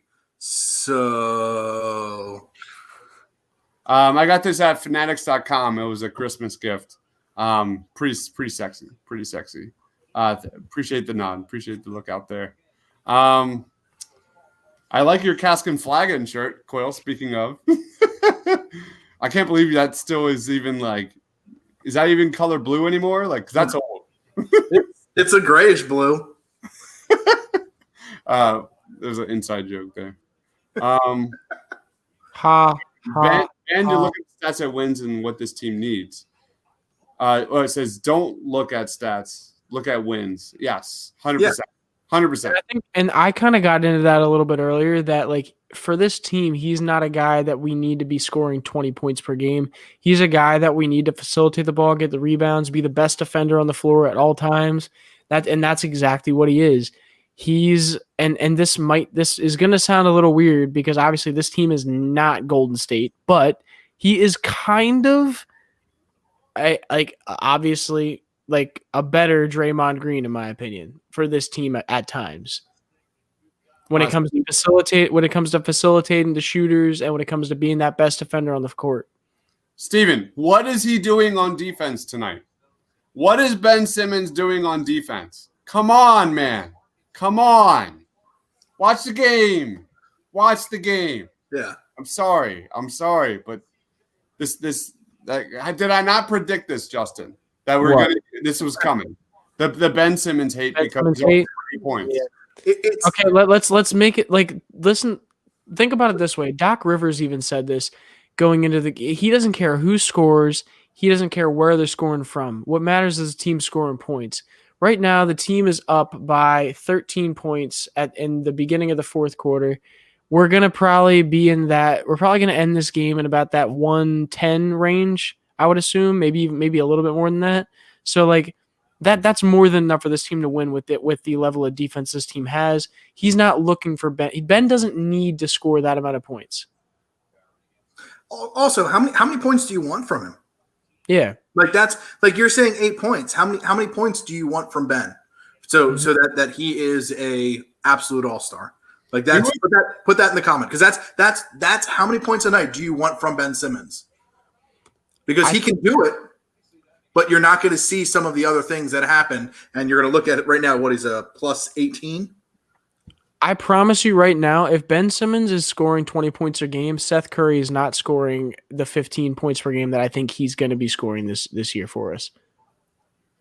Like, who was the guy? I think it was Gilbert Arenas who said Ben Simmons better average 30 points a game this season. Like, these people don't watch basketball. No. These people have zero idea about what it means to be an efficient offense, and it's hilarious. 18 a game. Yes, what Ben Simmons needs to do is increase his free throw shooting from 5 attempts per game to in that like 10 range. Correct. If he can do that, he will get 20 plus a game. This is the second game of the year. We're up 15. What do you want? Come on, guys. We haven't lost yet. Enjoy it. Like, live in the moment. I think they are living in the moment. They're living in the moment that Ben Simmons has only scored 8 points. I think it's actually don't live in the moment. Live in the fact that we have 1 win, and live in the fact that Ben Simmons, yes, averages 16 points per game, but is a damn all-star for your team, and is the second best player on the team and doesn't need to be the best scorer. Live in the moment of this team is good, not in this exact moment. Dwight Howard is an absolute monster. Dude, he's been tearing it up right now. You know what we need to see? A little TB. I think we need to see a little TB tonight. So, Steven, he's averaged like 16, 17 a game the last several years. Like you're complaining about 1 point per game more for Ben Simmons. Come on, guys. Like, what are we doing here? What do we do?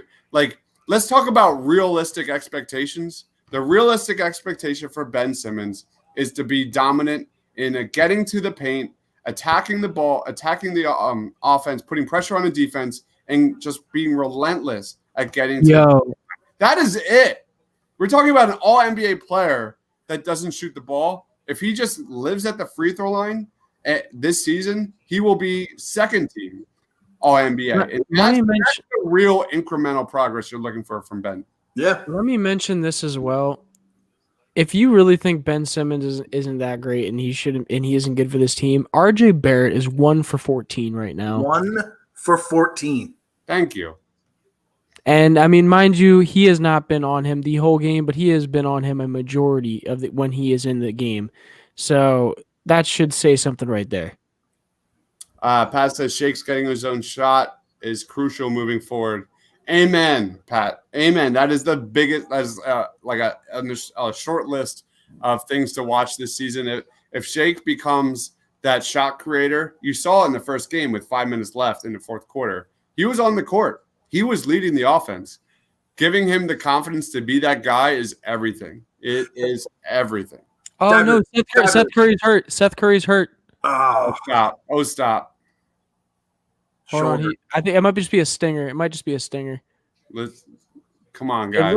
That's what it looks like. It looks okay. Maybe he's just acting. Maybe he's like his brother. Is he acting? So, Dad, but they just put up a stat for percentage wise. How many threes have we taken? You're probably right about there, like right now. Right now? Yeah. 20. They're 8 of 27, nearly 30%. I think Seth just got a stinger or something. And open those. So here's the other thing with this too. We're not shooting particularly well either. Mm-mm. No, you're Seth Curry and Danny Green couldn't shoot at all. Tobias Harris couldn't shoot at all from 3 in game 1, and you still won. Like that's the takeaway. Like look at it glass half full. Yeah. Look at it glass half full and be like, wow, they had a second unit that really stepped up and really carried them to a W. So like. Yes. And let's hear this too. If you have been watching these podcasts that we've been doing, you should not be surprised that the Sixers have struggled offensively, especially the starting lineup. We've been talking about it for months. So here we are. And even Doc has come out and said it, saying that they're not expecting to win games like crazily by offensively within the first half of within the first beginning of the season. Right now, what they're expecting is to win games defensively and to work on the offense as they go. Yep. And I will say, I think it was Kevin Knox just had a very, very nasty dunk. The fact that we're talking about a shortened offseason, a shortened training camp, and the Sixers have 9 turnovers into the fourth quarter, like that is a huge – like you limit the turnovers with Ben and Joel on this team. Mm-hmm. I will say it's impressive how – and mind you, I don't think he's gotten as many post looks as he will on average per game. But Joel in the post – with his pass outside of the post have been good when he has had to do it recently. Fave says, Ben doesn't need to score to be an efficient and impactful player. He's so much more important for the team and underrated. Amen. Thank you, Fave. Thank you. We got Fave, you are my fave for that comment. Yes. Yes. Let's get Maxey back in the game. Well, how do you guys feel about Thibault getting minutes over Tyrese Maxey here? I like it. I think it's something that Doc wanted to do. I think Doc was kind of waiting for that this game because I think he knew they were gonna be up. I think he's trying to give him that chance, trying to give him a chance to prove that he can be more than just a good defender, because I think that's the only way he stays on this team. Because at the moment, not everyone's saying this either. We still have Terrence Ferguson behind him. Like Terrence Ferguson hasn't even seen the floor. Yeah. So. And he's going to take minutes away from Thibault for sure. Yeah, and like think about that. If they can use that, if Thibault is a possible trade acquisition for us and for another team, like a trade asset, they have a guy that may be able to give a lot of those same minutes behind him in Terrence Ferguson. Now, I do think Matisse Thybulle is a better defender than Terrence Ferguson, but with already the defenders we have and with the better offense we have without Matisse, it's very possible he could be a trade asset if he doesn't show that he can have more to his game than just defense. And that's exactly what I would say. Get him some minutes at some times during some games. where you think you're going to increase his value.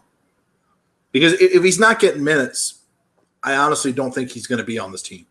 No. Well, I asked Austin that during our pregame show, and Austin said flat out, Matisse will not be on this team after the trade deadline. So Ozone says Simmons is an all-star, but he still has a lot of work to do. You still need to see his impact. He didn't play in the playoffs last year, man. He did not play. The Sixers got swept. You saw how impactful he was by not playing. They got swept, man. What are we doing here? Let's also understand the fact that he's only 24 years old. Of course, he has more to work on. Well, how old was LeBron when he first got to his finals and won his first finals? Let's think about that. What is it? Wait. Sorry. Is this asking what is more important, getting a ring or Ben being an all-star? Like what? No. I think he's saying it's more important getting a ring, or she. I don't know. He or she is saying what's more important, getting a ring or being an all-star? Yeah, getting a ring. Correct. No, that's what they're saying. It's more important getting a ring than being an all-star. All right. Yes. That's what they're saying. Although he is already an all-star, so let's make that clear. He's the All-NBA first team All-NBA defender and third team All-NBA. Are we talking about Ben here? Right? Yeah, we're talking about Ben. And Joel just hit another three. Yeah, dribble three. He's looking good, man. This is a nice, comfy game. I like this pace that we're seeing here. Oh, yeah, actually, now it's now. Joel has a quiet 27 points. I thought that's how it was. I mean, even before the fourth quarter in game one, Embiid had just a real quiet, impactful game. Well, something you're noticing, and this is something that I've been saying, is Embiid is getting much easier buckets. He's getting buckets off of rebounds because we actually have shooters that can shoot the ball a lot, and he's not getting as much usage in the post. So he's getting putbacks a lot more than he's getting just post looks all the time. You know what I mean? And obviously he's gonna get free throws. So you know what I'm seeing too now? Tobias moving a little bit more off the ball. Yes. You're starting to see when Joe shoots that three, he's down below where he normally would just be sitting in the corner. So I think even just getting him a few plays in the beginning of this half or whatever has kind of gotten him in a kind of different things. You're seeing a little bit more movement from him as he's and here we go as they run a play for him. Toby playing bully ball down there, playing that Brett Brown offense. I think that's what we're going to start seeing with him a little bit more, and I'm fine with it. You know, if you're going to pay him, you might as well use him in the ways that you can come up with something in this way. Did anybody see a Joel Embiid wink? Yeah, he when he hit that three, walking down the court afterwards, he winked to the camera. That's awesome. Did you ever get that video, by the way? I don't know. Come on. No, I have not. Where'd you send it to me, Coyle? Your email. I haven't gotten it yet.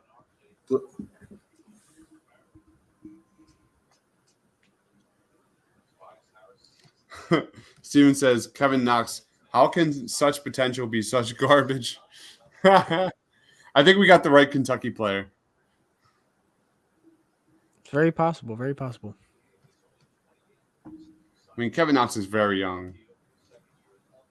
I was really hoping for a Tyrese Maxey 15 to 20 minutes, especially in the second half type of game. But, I mean, I think you might see him come in the next minute or so if this lead stays. But I actually, even then, I could see them trying to keep these guys on the court because they're still looking to get an offense running. You know what I mean? So I could understand if Doc wants to leave the starters, and just because of that, they're trying to get a flow and get a familiarity with everybody. Yeah.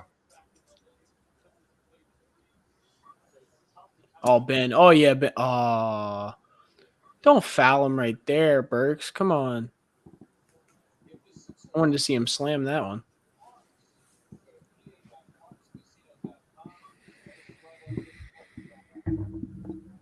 Yeah, this game has never truly gotten like out of reach for a level of time.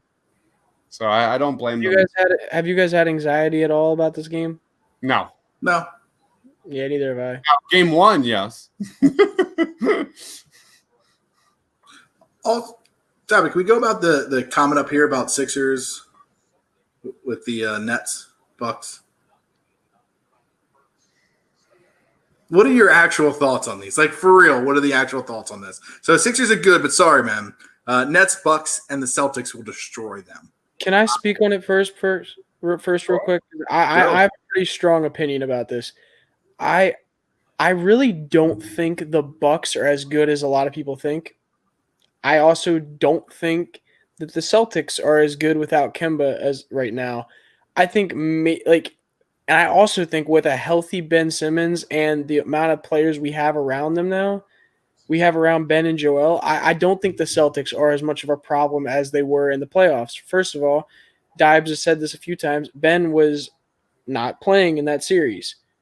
Second of all, we have Danny Green now and Seth Curry on the outsides of Joel and Ben, not Al Horford. And Shake and Tyrese look like they're going to have pretty big roles in this team. Oh my God, nice dunk, Ben. So that's my thoughts about the Celtics. The Bucks, I truly think the Bucks got worse this offseason. So do I. I really think that their depth is not nearly as good as it used to be. And I think that depth was one of their biggest assets with having George Hill coming off the bench, with having good bigs on that team all the time. And mind you, they still have decent bigs, but it's in general, I just don't think they're as good anymore.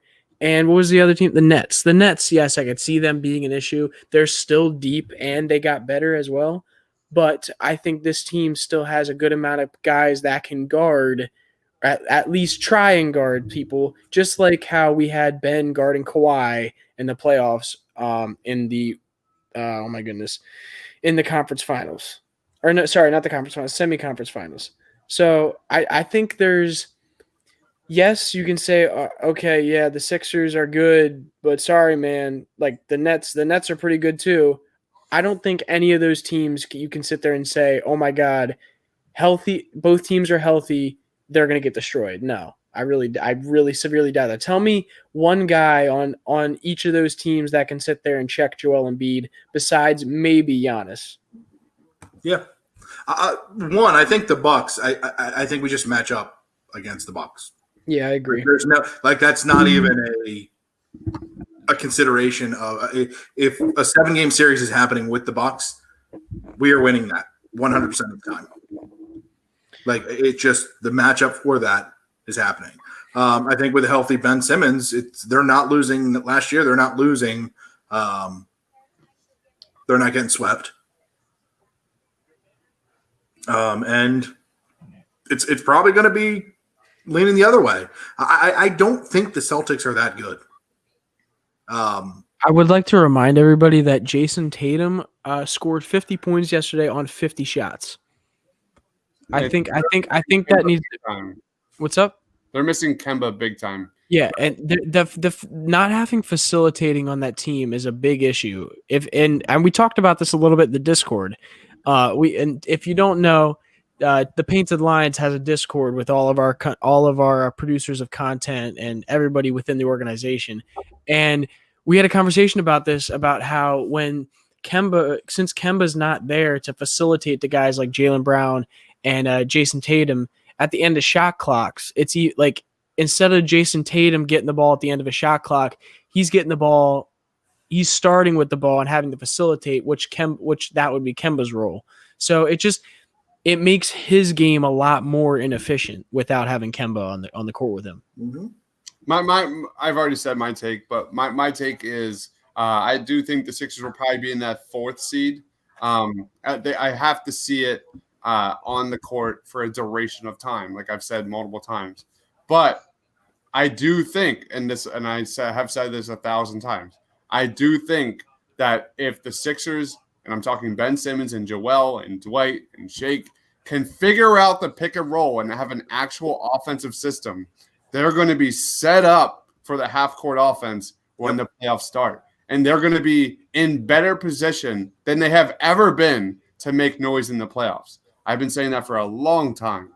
So yes, I need to see it first, and I'm not automatically saying the Sixers are better than the Nets, the Bucks, and the Celtics. Yes, the Nets look terrific. Let's see where the Nets are injury-wise when 2-3 months from now. So let's not overreact, guys. Let's not overreact.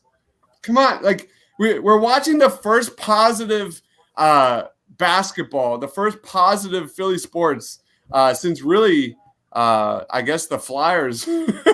Flyers were outed. I guess the Flyers bubble looked terrific. They just jumped out of the bubble and were great. And then the playoffs, and that kind of just was a dumpster fire how it ended with especially offensively. Carter Hart looked terrific. Since then, we haven't had anything positive to talk about. No. I don't want to talk about other teams. I don't want to talk about the Nets. I don't want to talk about the Celtics. Let's talk about the Sixers who are up 17 right now and have infinitely better spacing, and they look great. That's what I was going to say is enjoyable basketball. When's the last time that you watched a Sixers game and was like, oh, this is a fun game to watch? Yes. Thank you. Not a, hey, this is we won. Thank goodness. I thought we were going to lose this game to a team that we should have beaten by 30.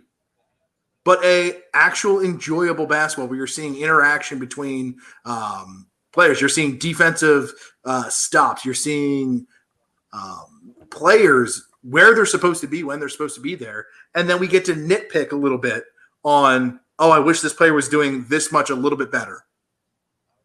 And there's nothing better than that right now. Yeah. Because we have terrible Eagles to watch tomorrow. Come on, guys. Let's yes, exactly.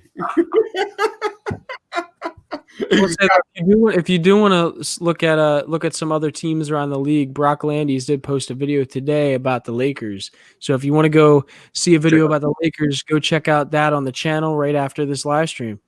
Yes, it's amazing. Brock doesn't get enough praise for how good of a job he does on those breakdowns. By the way, he's absolutely incredible. Yeah, he is a great follow on Twitter as well. I think I already shouted him out on Twitter, but go if you want to follow a guy who really knows what he's talking about and gives you really good statistics, go follow Brock Lands on Twitter, aka Stay Solid. He is really a great follow. He will give you great stats, great updates on games, everything. And little teaser, me, Tiago, and Brock are working on a series of Sixers videos coming up once we get more of a sample size. So it'll be a Sixers stocks, Sixers trends video series on the Sixers moving forward. I'm telling you, man, you don't want to miss that. Yeah, I will say real quick, I like this lineup we got out in the court. What's up? The Sixers, the videos that we're working on. We're working on something behind the scenes that's going to be ridiculous. Dunder Dude says the team can be as scary as the Nets if our offense stays consistent. Yep, and the bench stays the same thing. Yep. We have an interesting lineup out in the court right now. We got Tyrese Maxey, Shake Milton, Tobias, Dwight Howard, and I didn't see the third guy. Furkan, I think, is out there as well. Yeah, Furkan's out there as well. Tobias is out with the second unit. Does this mean he's getting benched? Bum, bum, bum. Bum, bum, bum. Well, no, he's out. Bible's back in. I see. Shake Milton's closeouts are really good. And that's just like a little thing in basketball that obviously you want everybody to be good at, but I love his energy. Mark says January 7th. I guess that's the first time the Sixers play the Nets. That's going to be so much fun. January 7th, another date that I have in mind that sounds like a good one. Why? What does that mean? It might have something to do with that teaser. Oh, snap. Okay. I love it. Dunder says, can't wait to see that matchup. I want a Maxey 3. That'd be nice. That'd be nice. I want a Ben Simmons 3. Think that would also be nice. I will say, I think didn't Austin Crow come on here and I call a Ben Simmons 3 this game? I don't think he's going to see that. Nah, good thing you didn't bet on it. Good thing he's not in Philly right now. I don't even want the Ben Simmons 3. I just want the Mark Zumoff clip. Hold me back, fam. Hold me back. I can't do a Zoom. No one can. There's only one Zoom.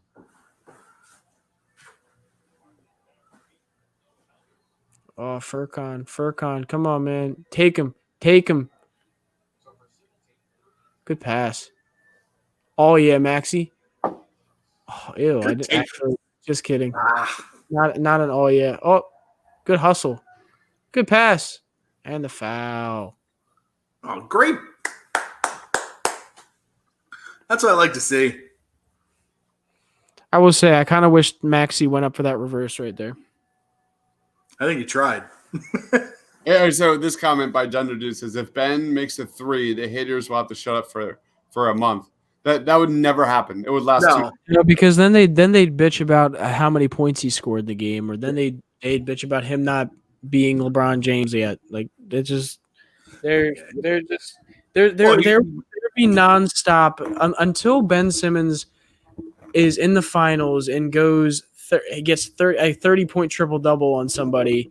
There's not going to be any sort of stop of hate going on against him, I think. All right.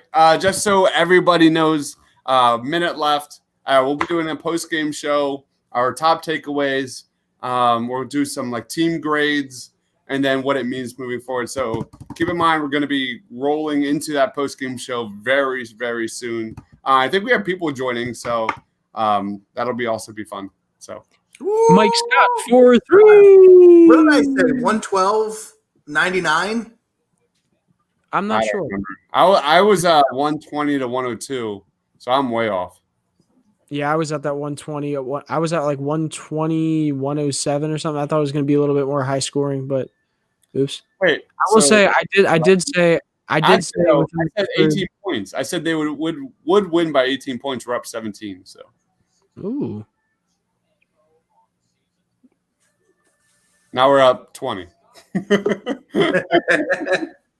Speaking of, my man Tiago's here. What's going on, Tiago? What's up, guys? Tiago. What's up, Tiago? What's up, man? That's a nice mic there, Justin. Oh, thank you. Yeah. Tiago, you live like right next to my man Coyle right here. Oh, really? Where are you at, Coyle? Are you in South Philly? Yeah, I shouldn't say this on the air. We have a private chat for a reason. What's your address, Tiago? Yeah, I'll take that back. Yeah, I'm in South Philly. We'll talk later. We'll talk on the chat. We have a private chat for a reason. You guys fired up? Another good win. Yeah, great win. We've been getting nothing but like Joel Embiid and Ben Simmons hate like for a long time, man. Long time. Yeah. It looked easy. It did. Yeah. So guys, we're going to be heading into our post-game show very, very soon. I'm not sure who's joining right now. So I'm going to give everyone kind of a few more minutes before we start. We're going to be doing our top takeaways. It's essentially a round table. We're going to do some grades, and I hope everyone can join. Again, this is the Painted Lines YouTube channel. Please be sure to like. Please be sure to subscribe and comment and react to all of our kind of takes. Were we right? Were we wrong? Mostly right, because I think I'm always. No, I'm just kidding. And listen, if you share us on if you go on Twitter and share us on Twitter, maybe give us a nice comment on Twitter. Tell people to come follow us. We'll retweet you on Twitter. We'll shout you out on our Twitter.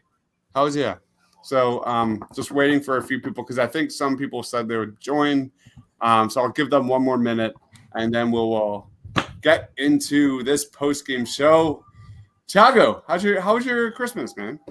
It was good, man. I got to watch a little bit of basketball too, which made it even more fun. But yeah, overall, it's very good. How about you guys? Let's be honest though, was that basketball all that fun to watch? Oh no, yeah, those games were brutal. They're like blowouts. I've been keeping up with all basketball, trying to make sure I'm at least watching the highlights for every game, just so I could know what I'm talking about when I'm on here. But it was really hard to even watch the highlights of some games with the scores, and we're just I caught that Nuggets game, man. That team's got issues. Defensively, that team is a mess. Can we send Thibault to Denver, maybe? Were you the one on Twitter that put that on Twitter, by the way, saying that Matisse could be a good fit over there if we want to get Beasley? Oh, Beasley's no longer there, but I think he'd be a great fit in Denver. Yeah, I forgot. He's in Minnesota. Yeah. Nah, I think he would be a great fit there. I would love to get like Monte Morris. I think it'd be a great – yeah, because you saw that second unit didn't have another ball handler when they put Maxey on the bench. So – yeah, I will say though, Monte is such an important piece for that team. Yeah, for the Nuggets team when it comes to being that ball handler once Jamal gets off the court. So I don't think they would. Even because didn't they re-sign him for like 3 years? Yeah, they did. He's got a good contract, $40 million or something like that. Yeah. Like he's gonna be there, and I think he's a really good piece for them. I would honestly like to see if we could get somebody like another wing or a forward from them or something. Like a Willie Barton type? Yeah. Yeah. Exactly. I think he could be a really great piece off the bench for us. Yeah, the more I watch Matisse, man, I'm like, what are we doing here? Like, I don't know. I don't know.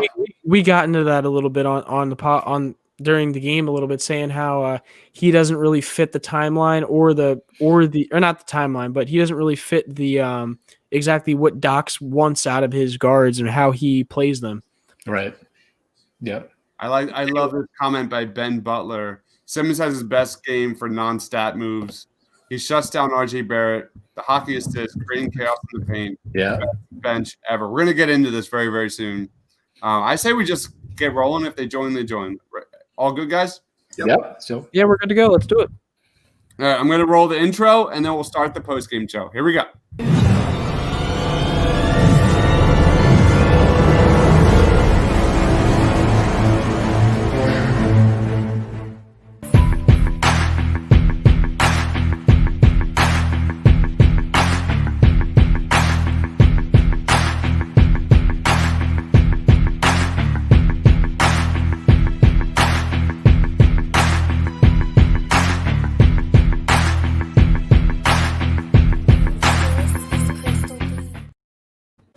Yo, what is going on, guys? It is Dives, Mr. Crockpot on Twitter. Welcome to our Sixers versus Knicks post-game show. The Sixers took down the Knicks 109-89. And no, the Sixers actually did beat the Knicks on the road. I know, the Sixers fans are like, wait, what, a road win? It is true. The Sixers moved to 2-0. And joining us today is my man, Justin. Follow him on Twitter at J_Persichetti. What's going on, man? Hey. How's everybody doing? It's so nice to watch a game that you don't have to hold your breath on when they're on the road. 1-0 on the road, 1-0 at home. Let's keep that same percentage going. I like it. But yeah, I enjoyed watching the game. My heart didn't have to skip a few beats, so it was nice. Yes, very, very. Sixers almost seem to be in cruise control, especially in that second half. Also joining us today is my man Coyle at Ruzzer24. What's going on, man? Oh, it's good. 72-0. It's happening. And then we got my man Tiago at Tuscabia. Tiago, how you doing, man? I'm doing great, man. I'm going to go with 71-1. I think 72-0 is a little bit ambitious. Nah, it never really looked hairy. And that's exciting to see a team play like that on the road after what we saw in 2020. So this is a good win. Good win. All right, let's lead this off, Tiago. What was one of your main takes from this game? I mean, there's a lot there to digest. I thought that in that second half, in particular, I thought the starters were really, really poised. They look very good. I mean, you look at the box score, only 12 turnovers. I thought that the team overall played with a lot of poise. Again, taking consideration, it's only been 2 games into Doc's offense, and it still looks very clunky at times. But you see a couple of things. You already started seeing the turnovers go down. You're seeing the three-point attempts go up, which is also important. And you saw Tobias actually look like a functionable human being tonight. And I thought that between him, making quicker decisions, taking open shots, and attacking, slower guys off the drive, it was a pleasant surprise overall. Cool. Main takeaway. There's 2 players that I thought were just out of your mind when you look at their stat lines. I guarantee you the people that were in chats earlier tonight and that are on Twitter are going to think one line is this, which is Well, I'll get into that a little bit later, but we'll talk about a stat line, and you tell me which one is which. And they think one should be traded and one should should be starting over Joel. So, oh my God, yeah. All right, just so everyone knows, we were doing a watch party versus the Sixers and Knicks, and this live stream was kind of stormed by some people that thought Dwight should be starting over Joel Embiid. Oh no, Embiid out of shape, and really targeting Ben Simmons because he didn't really impact the game offensively. But no one ever. We talked about this a lot. That that was the most Ben Simmons stat line of all time. That's like a typical Ben where you could be sure that you go on Sixers Twitter and he is getting killed. Yeah. Period. All right, Justin, what was your take? My biggest takeaway was the turnovers being reduced a little bit, and also the 3-point percentage. We shot almost, I think it was like 28% from three last game, and I think this game, correct me if I'm wrong, but I believe we shot 35, almost 36%. Yeah, and like obviously that's a big point raise. I think that's going to help this team in general if you're shooting better from three, and I think you're going to see that as the season goes along. One of my other big takeaways is Seth Curry. Seth Curry last game had 13 points, went 1 for 5 from three, still was clutch in those moments at the end of the game. Seth Curry, 17 points today. I believe he was 6 for 8 from the field. I think it was 3 for 4 from three this today. So like that's a big difference right there, and that just shows you what this team gets in Seth Curry. Seth Curry is, for that Josh Richardson trade, such a good move for the Sixers. Such a good piece along Ben Simmons and along Joel Embiid. And I'm so excited to see what he does throughout the season. But yeah, that's my big takeaway is Seth Curry and the 3-point percentage of this team. I'm going to piggyback off the Seth Curry, and my main takeaway is the starting lineup. 82 points in this game from the starting lineup. We talked about game one, how the second unit was really the spark plug for this team in game one that kind of carried them, kept them in this game. The first team looked sluggish. They were sloppy, as expected if you were watching these pods. But look at this game. Holy crap. 82 points from the starting lineup, 27 points from the bench, led by Dwight Howard, who would look terrific in this game. But I'm going to piggyback off of what my man Justin said, and that is Seth Curry, 17 points, 3 of 4 from three-point range, plus 23. That is exactly what you want to see from Seth Curry in that role. Thiago, what is your player of the game? Yeah, I mean, there's a lot of guys to pick from. I'm gonna go with it's a difficult thing to ask, but there's so many different things happening. But for me, I thought that again, like Dwight Howard, he may not be the player of the game, but like the second unit looked a little clunkier this time around. Like Korkmaz wasn't hitting shots, Mike Scott wasn't hitting shots. Shake took a little bit off tonight. And I thought that just Dwight Howard's energy, like on the glass, is just unbelievable. Like he's on every single rebound, and he either brings down the offensive glass or he makes that defensive rebound seem impossible. So I just thought that his energy really kept the Sixers engaged throughout those second units. And in the second half, when they went to Thibault over Maxey, like you really saw them struggle to create. And again, it was like Dwight Howard just, catching lobs and, catching rebounds and kind of running transition. So I thought that, again, for the fact that the Sixers are paying this guy like $1 million, it's pretty remarkable. It's unbelievable what they're getting out of Dwight Howard. So, I was very surprised by him. Yeah, I said you talk about a team that has a history of like terrible contracts, Tobias, Al Horford. And then we get to Shake, Furkan, and this guy, Dwight Howard. It's such a stark contrast. Right. Quill, player of the game. It's Dwight Howard. You see what he gives to this team. Exactly what Thiago was saying. It literally is the straight up energy, the running around, the hustle, the everything. I mean, you look at his stat line and it's not like the greatest. We're looking at 9 points, a -1, 6 rebounds on 15 minutes. And when you look at that, you're not like, not blown away, but you're not seeing the defensive things that he's doing, the boards that he's creating, not necessarily getting, but taking a body out of the way for someone else to get a rebound. Like those different things that you're seeing, which are helping this team and the energy that it brings. And even when you see him like on the bench, you're seeing him like a cheerleader. Like they scan over to the bench and he's the first one standing up doing different things. So it's just the energy and everything, just like Diago was saying, it's just I'm loving it. I'm absolutely loving him. Steven says good early adjust on stopping Randall after early damage. He had like 9 points or something in like 3 minutes, something crazy. He had at one point in the game, he had 90% of the Knicks points. Yeah. Ben's consistent defense on RJ. I mean, we got to talk about that. We're going to talk about that. My take by Mark says Sixers balanced team with balanced scoring. Justin, what was your player of the game? My player of the game, I'm going to give it to Seth Curry. I know I've been talking him up, but like honestly, 17 points, 6 for 8 from the field, 3 for 4 from 3. He had no turnovers, no fouls. I think also what's underrated is not just the impact on his 3-point shots, but also he played pretty good defense today. He played pretty hard defense that you saw. He got 1 steal, and he was around the ball, poking the ball all game that I saw him on the court. He had some deep threes. He is going to be a big difference maker on this team, and I said it already, but that trade of getting Josh Richardson out of here and having him come in, as much as we love Josh Richardson personality and we love his defense, having that guy next to Joel and Ben just makes such a big difference for this team. Yep.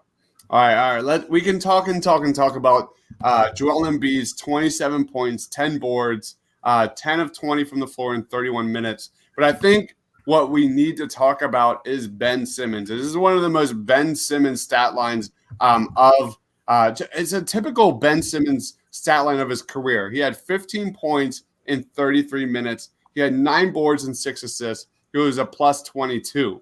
However, people still expect more from him offensively. But what did this guy do on defense? Thiago, what was your take on Ben Simmons today? Yeah, I have a Ben Simmons rule when I watch him play. I do not look at the scoreboard. I do not look at the box score when I watch Ben Simmons play, because everything with Ben Simmons, you see it with your eyes. And the moment you start looking at the box score, that's when things start going a little bit, haywire. And I mean, all you need to know is watch what RJ Barrett did against Victor Oladipo against Indiana. He abused Oladipo in that game. And Ben Simmons came in and he said, none of this tonight. There was absolutely none of it from the start. And towards the end of the game, you really saw him take RJ Barrett's will. I mean, that was a dunk towards the end of the game where he just blew right by him and it was game over. So I thought Ben Simmons' defense tonight was phenomenal. And I think that everything that the Sixers want to get done this year, it starts with Ben Simmons and Embiid on the defensive end. And again, those two guys showed out big time tonight. RJ Barrett was held to 2 of 15 shooting, minus 16, 10 points, 0 for 6 from 3. Wow.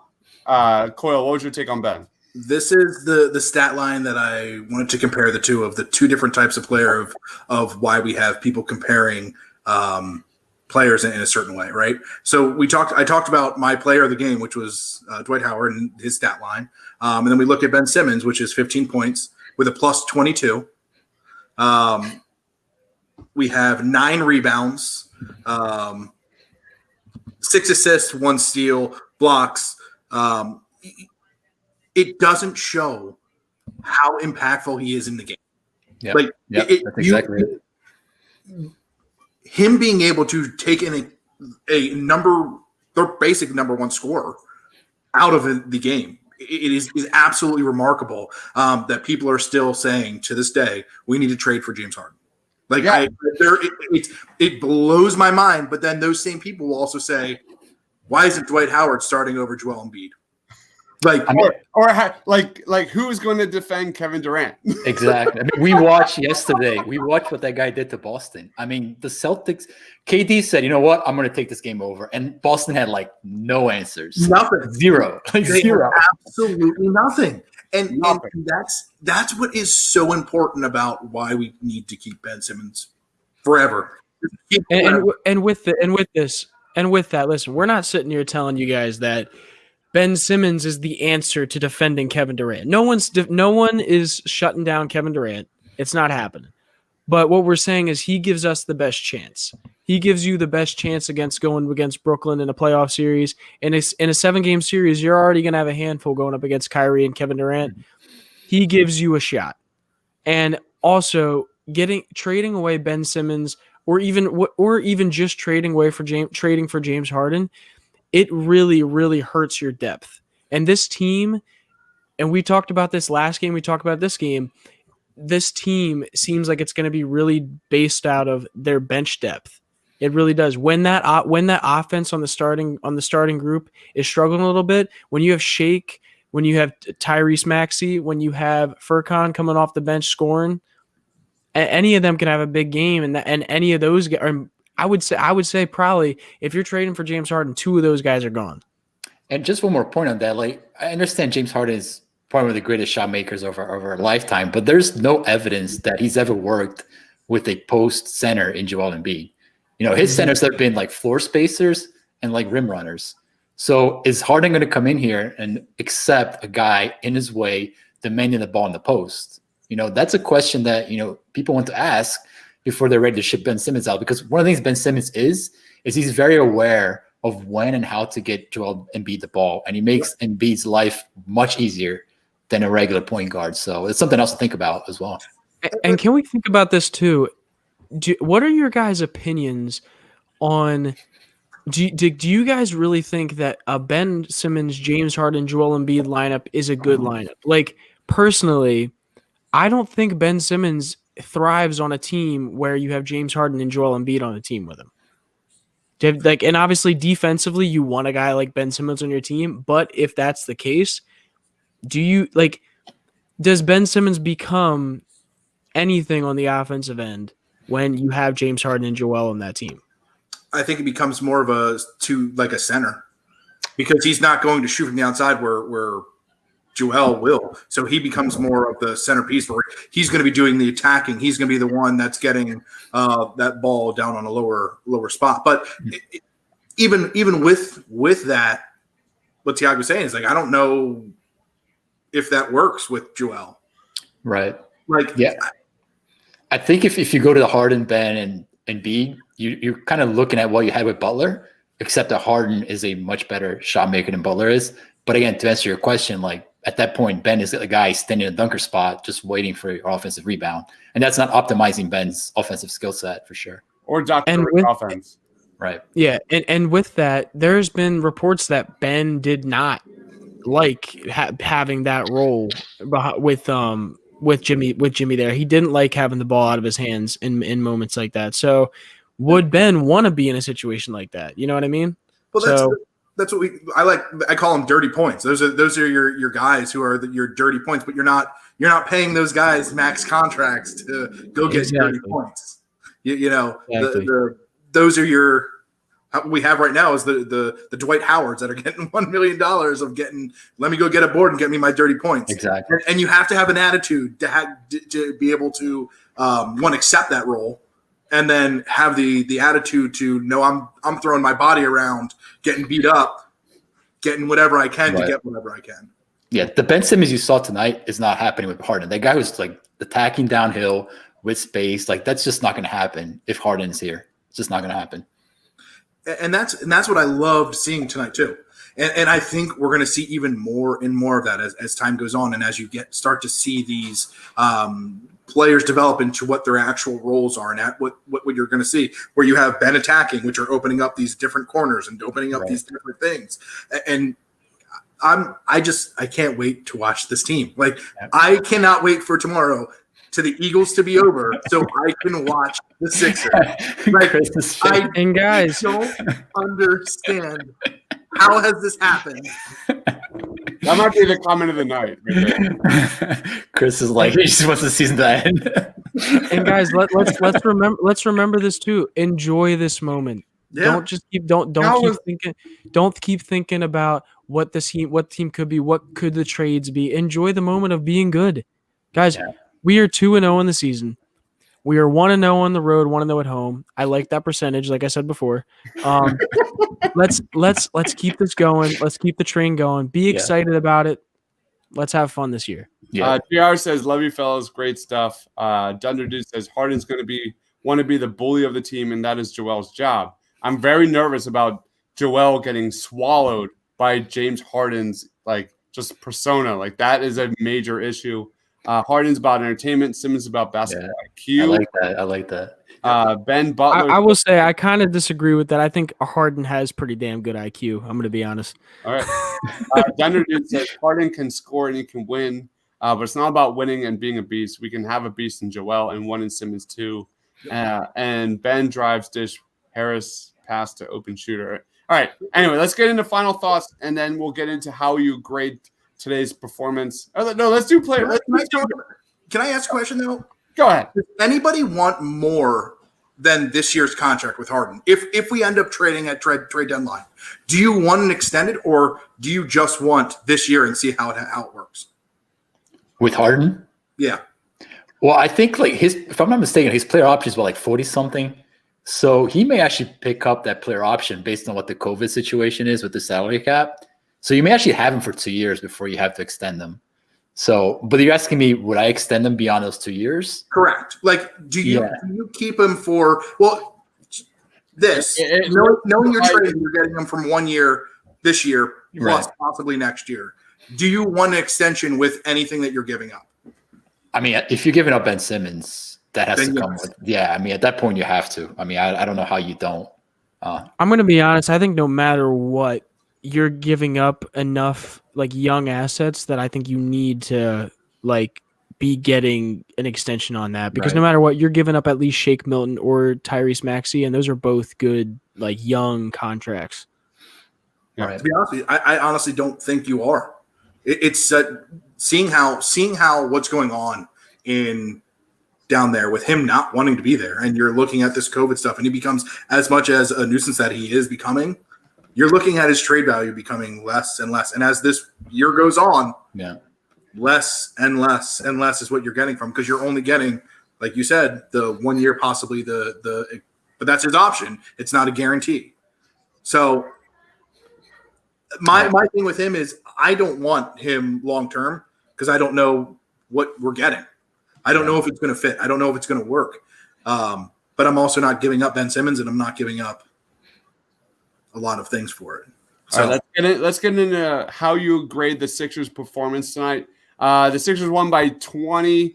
I'm going to give them an A-. You were talking about a starting lineup that had 5 turnovers overall in this game. When's the last time that happened between Ben and Joel and the turnover machines they were last year? A-. What about you, Justin? Justin is Justin just turned off. Thiago, how would you grade the performance? He's just like, does he know he's in a podcast right now? I don't know. Hello, Justin. He was doing hand motions earlier, so I don't know if you can hear it or not. He was right. That's awesome. Thiago, how would you grade the Sixers' performance tonight? I have to go A-. How many times we see last year this team just played down to the level of competition? Yes. And there was none of that tonight. And I thought that like that third quarter run when they look really good, and Doc kept Embiid, Toby, and Ben through 3 minutes left in the third quarter. That was Doc's way of saying like, we're not going to put up any nonsense tonight. We're going to get this W and go home and go to Cleveland. So I think that was a key moment of the game that showed that the team was really engaged. So for that, they get an A-. What about you, Coyle? I give him a B+. Just because I want to see a little bit more from him. I'm even though it's the beginning of the season, I'm expecting more. And it has a lot to do with the missed open shots. And I think that's really my takeaway is we need to hit open looks, because there was so many open looks tonight. That were missed, and we shot 35%. And I'm sorry if you're in the NBA and you're getting literally a gym shot where you're practicing, you should be hitting that 100% of the time, maybe 99.9% of the time. But I will say this: like Joel Embiid's shot looks better than it's ever looked, and I think the hand was an issue last year. And I mean, it looks phenomenal from mid range, from distance, and that's going to be a huge weapon for the Sixers this year. The major concern I had from this game was the fact that you were getting out-rebounded by the New York Knicks. You saw the Knicks got out-rebounded by 20 against the Indiana Pacers. They were pretty much being out-rebounded all game until late, but they also they lost to offensive rebounding to the Knicks 13-12. Is that reason to be concerned, Tiago? Like the Sixers are set up. They should have been destroying the Knicks in the paint. Yeah, I mean, I would say if we go back and look at the tape, it probably looks as a lot of guards not helping to rebound. Guys like Seth Curry are smaller guys. They're not as engaged in the glass than some of the bigger guys the Sixers have had in the past. You have to go back and look at the tape. I mean, New York is a young, energetic team. They're gonna try really hard on the glass. I would expect the Sixers to be more engaged against better teams. So that's something to keep an eye out for sure. I mean, that's definitely a lot of offensive rebounds to give up. Does that break down first half, second half? They were definitely down. They were definitely losing in the rebounding. They were definitely losing. I honestly would really like to see the first half, second half breakdown because exactly what Tiago was saying. Like that team having young legs was all over the court the first half. Like you just saw them run. And I honestly, like you said, injuries and all that, they're not going to be able to do that for 72 games. Yeah, and I look at the box score. So I'm looking at like Kevin Knox, 3 offensive rebounds. That tells me a guy who just like crashing from the wing and your guard just standing there looking at the ball. So that may be a coaching point for the future games. All right. Justin, can you hear us? No, he's out right now. He's out. He's out. All right. After that Harden take, the Harden gods were like, that's it. Cut his audio. All right. Another main takeaway from this game, and then we'll go into final thoughts, was Matisse Thybulle getting minutes over Tyrese Maxey. We have some comments in here. Steven says, I was thinking more about Thybulle than was Maxey. We can't wear out Maxey every game. He's probably going to see good time against the Cavs anyway. Tiago, what was your take on Thybulle over Maxey? Was that a good move? Was that a good move? I don't think it was. Listen, I can hear you guys now. Awesome. Yeah. I don't know what happened just there. So I think it's Doc's way of saying, like, we're going to keep the young kid engaged and not lose him early in the year. I respect that. But when you have Maxey, when you have Mike Scott, when you have freaking Korkmaz on the court, you really need another ball handler. And you're not getting that from those 3 guys. So, you really saw the difference when Maxey was out there with Shake instead of Thybulle. The lineup just looked more fluid, looked quicker. So, I thought that run with Thybulle and that benching, it wasn't a really good offensive run. Defensively, he's going to do the same stuff. Right? He's going to poke the ball, create steals, create havoc, but he's got a long way to go offensively, man. Like the ball, he's hesitant to shoot. He doesn't dribble. It's a little bit messy right now. All right, Justin, how would you grade this Sixers performance, man? Ultimately, I think it's in the B range somewhere. I think the offense did struggle a decent amount this game. It just looks sloppy at times. Defensively, I think we were still played pretty well this game. Like we've been saying, that's to be expected. I think that's how they're going to be winning games a lot of times for the beginning of the season as this offense slowly matures and people start to learn their roles even more. So yeah, I'm ultimately, I think it's in the B range. I'm excited to see what it turns into as it goes on, though. Love it. All right, let's roll into final thoughts. Coyle, you're up. I already said it earlier. They're 72-0. That's my final thought. There it is. Exclamation point. Let's watch tonight. Maybe I want to see perhaps Embiid get a night off, and let's see what this team looks like. Can they win with like Dwight, at center, maybe a little Tony Bradley, maybe some Ben at the 5. Keep an eye out for tonight. Did you mention Tony Bradley? Tony Bradley. We do not mention Tony Bradley on this podcast. Bradley's Rob's not here today. Bradley's boys. Don't tell Rob. Rob's not here today. You can't talk about Bradley. That's awesome. Justin, final takes. Final thoughts. I'm excited. Honestly, and this I get scared when I get excited about Philly sports, if I'm honest with you, because when you get excited, a lot of times you get disappointed. That's true. So I'm excited, and that scares me, but I'm optimistic that this time I won't be disappointed by that excitement. So I think that Sixers fans should be excited.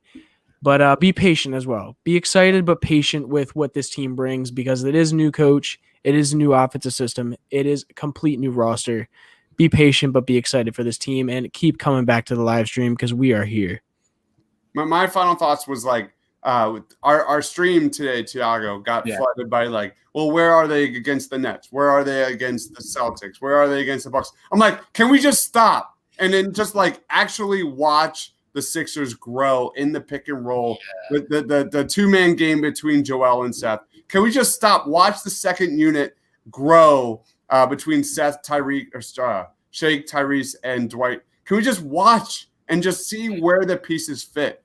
Because I fully agree. I think this team is actually built for success when the playoffs start. It's just going to take time. All this Harden talk, all this Nets overreaction. I'm just like, pump the brakes, guys. Just pump the brakes. Let's enjoy it. The Sixers are 2-0. They just won a road game. What the hell?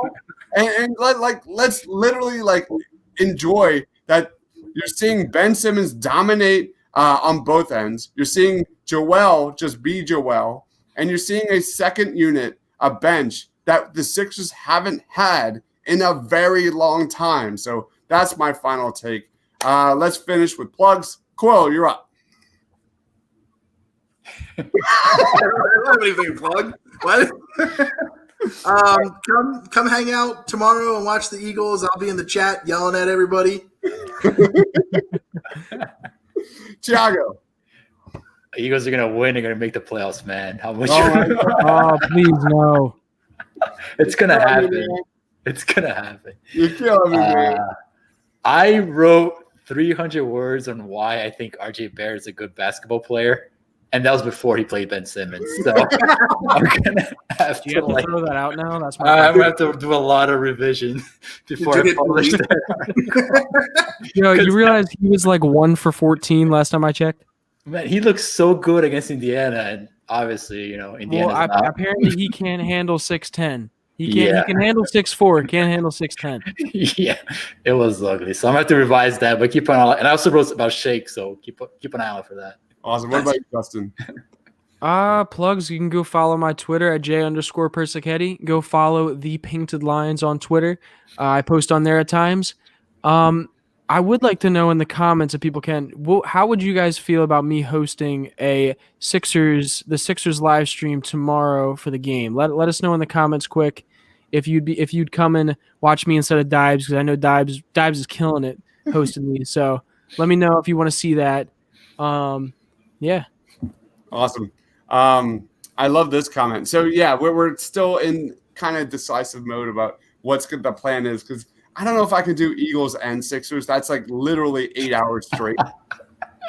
That's crazy, man. I do have a wife. And the first 4 hours is torture. And I do have a 16-year-old daughter. I think my wife would kill me if I did that. Oh my God. I like this comment by Steven. Let's get Nolan Patrick back in the mix. Hells yeah. Let's go. He's back on January. Is he even good? Is he good? We don't know. We don't know. All right. All right. So I just want to say thank you to everybody who commented, watched, liked, and subscribed. The comments were flowing tonight. It was just awesome. We will be back about 3:30 tomorrow for the Eagles watch party. It's going to be a blast. They take on the Cockroaches. Jalen Hurts is just going to continue to thrive, I guess. Maybe we'll see. He's gonna win me my my league. So is he? Oh, you picked him up?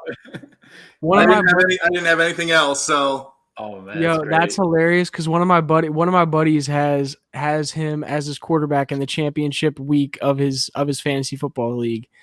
Yep, you too. That's me. Oh man, that's great. I've been riding Jared Goff, and I can't trust him. He's been terrible. Yeah. My man Marquis says, I'd rather do Sixers. The Eagles season is over. Committed. We're committed here, Marquis. We got to finish what we started. We've been doing these watch parties for a while. So I guarantee you, though, if you watch, you will feel much better Monday morning. Not as good. It is. You won't feel great, but I promise you, lifesaver. You'll have fun. That's what I'm saying. It's a therapy session. It is a therapy love of hatred, and there's yelling and swearing, and sometimes there's kids come and they hang out and they bring up toys, and then you actually feel good about it. Like, I can't tell you enough how enjoyable it is to like suffer with people. It is so good. It is so good. That's what these are. That's the point of being a Philly sports fan. It's like when you hang out with us, it's like going to a bar and just talking with random people about the game. You can't do that anymore, but you can do that here, and that's what I'm talking about. So thank you everybody for watching. For Coyle, for Tiago, for Justin, for myself. Thank you guys for watching. Stay awesome.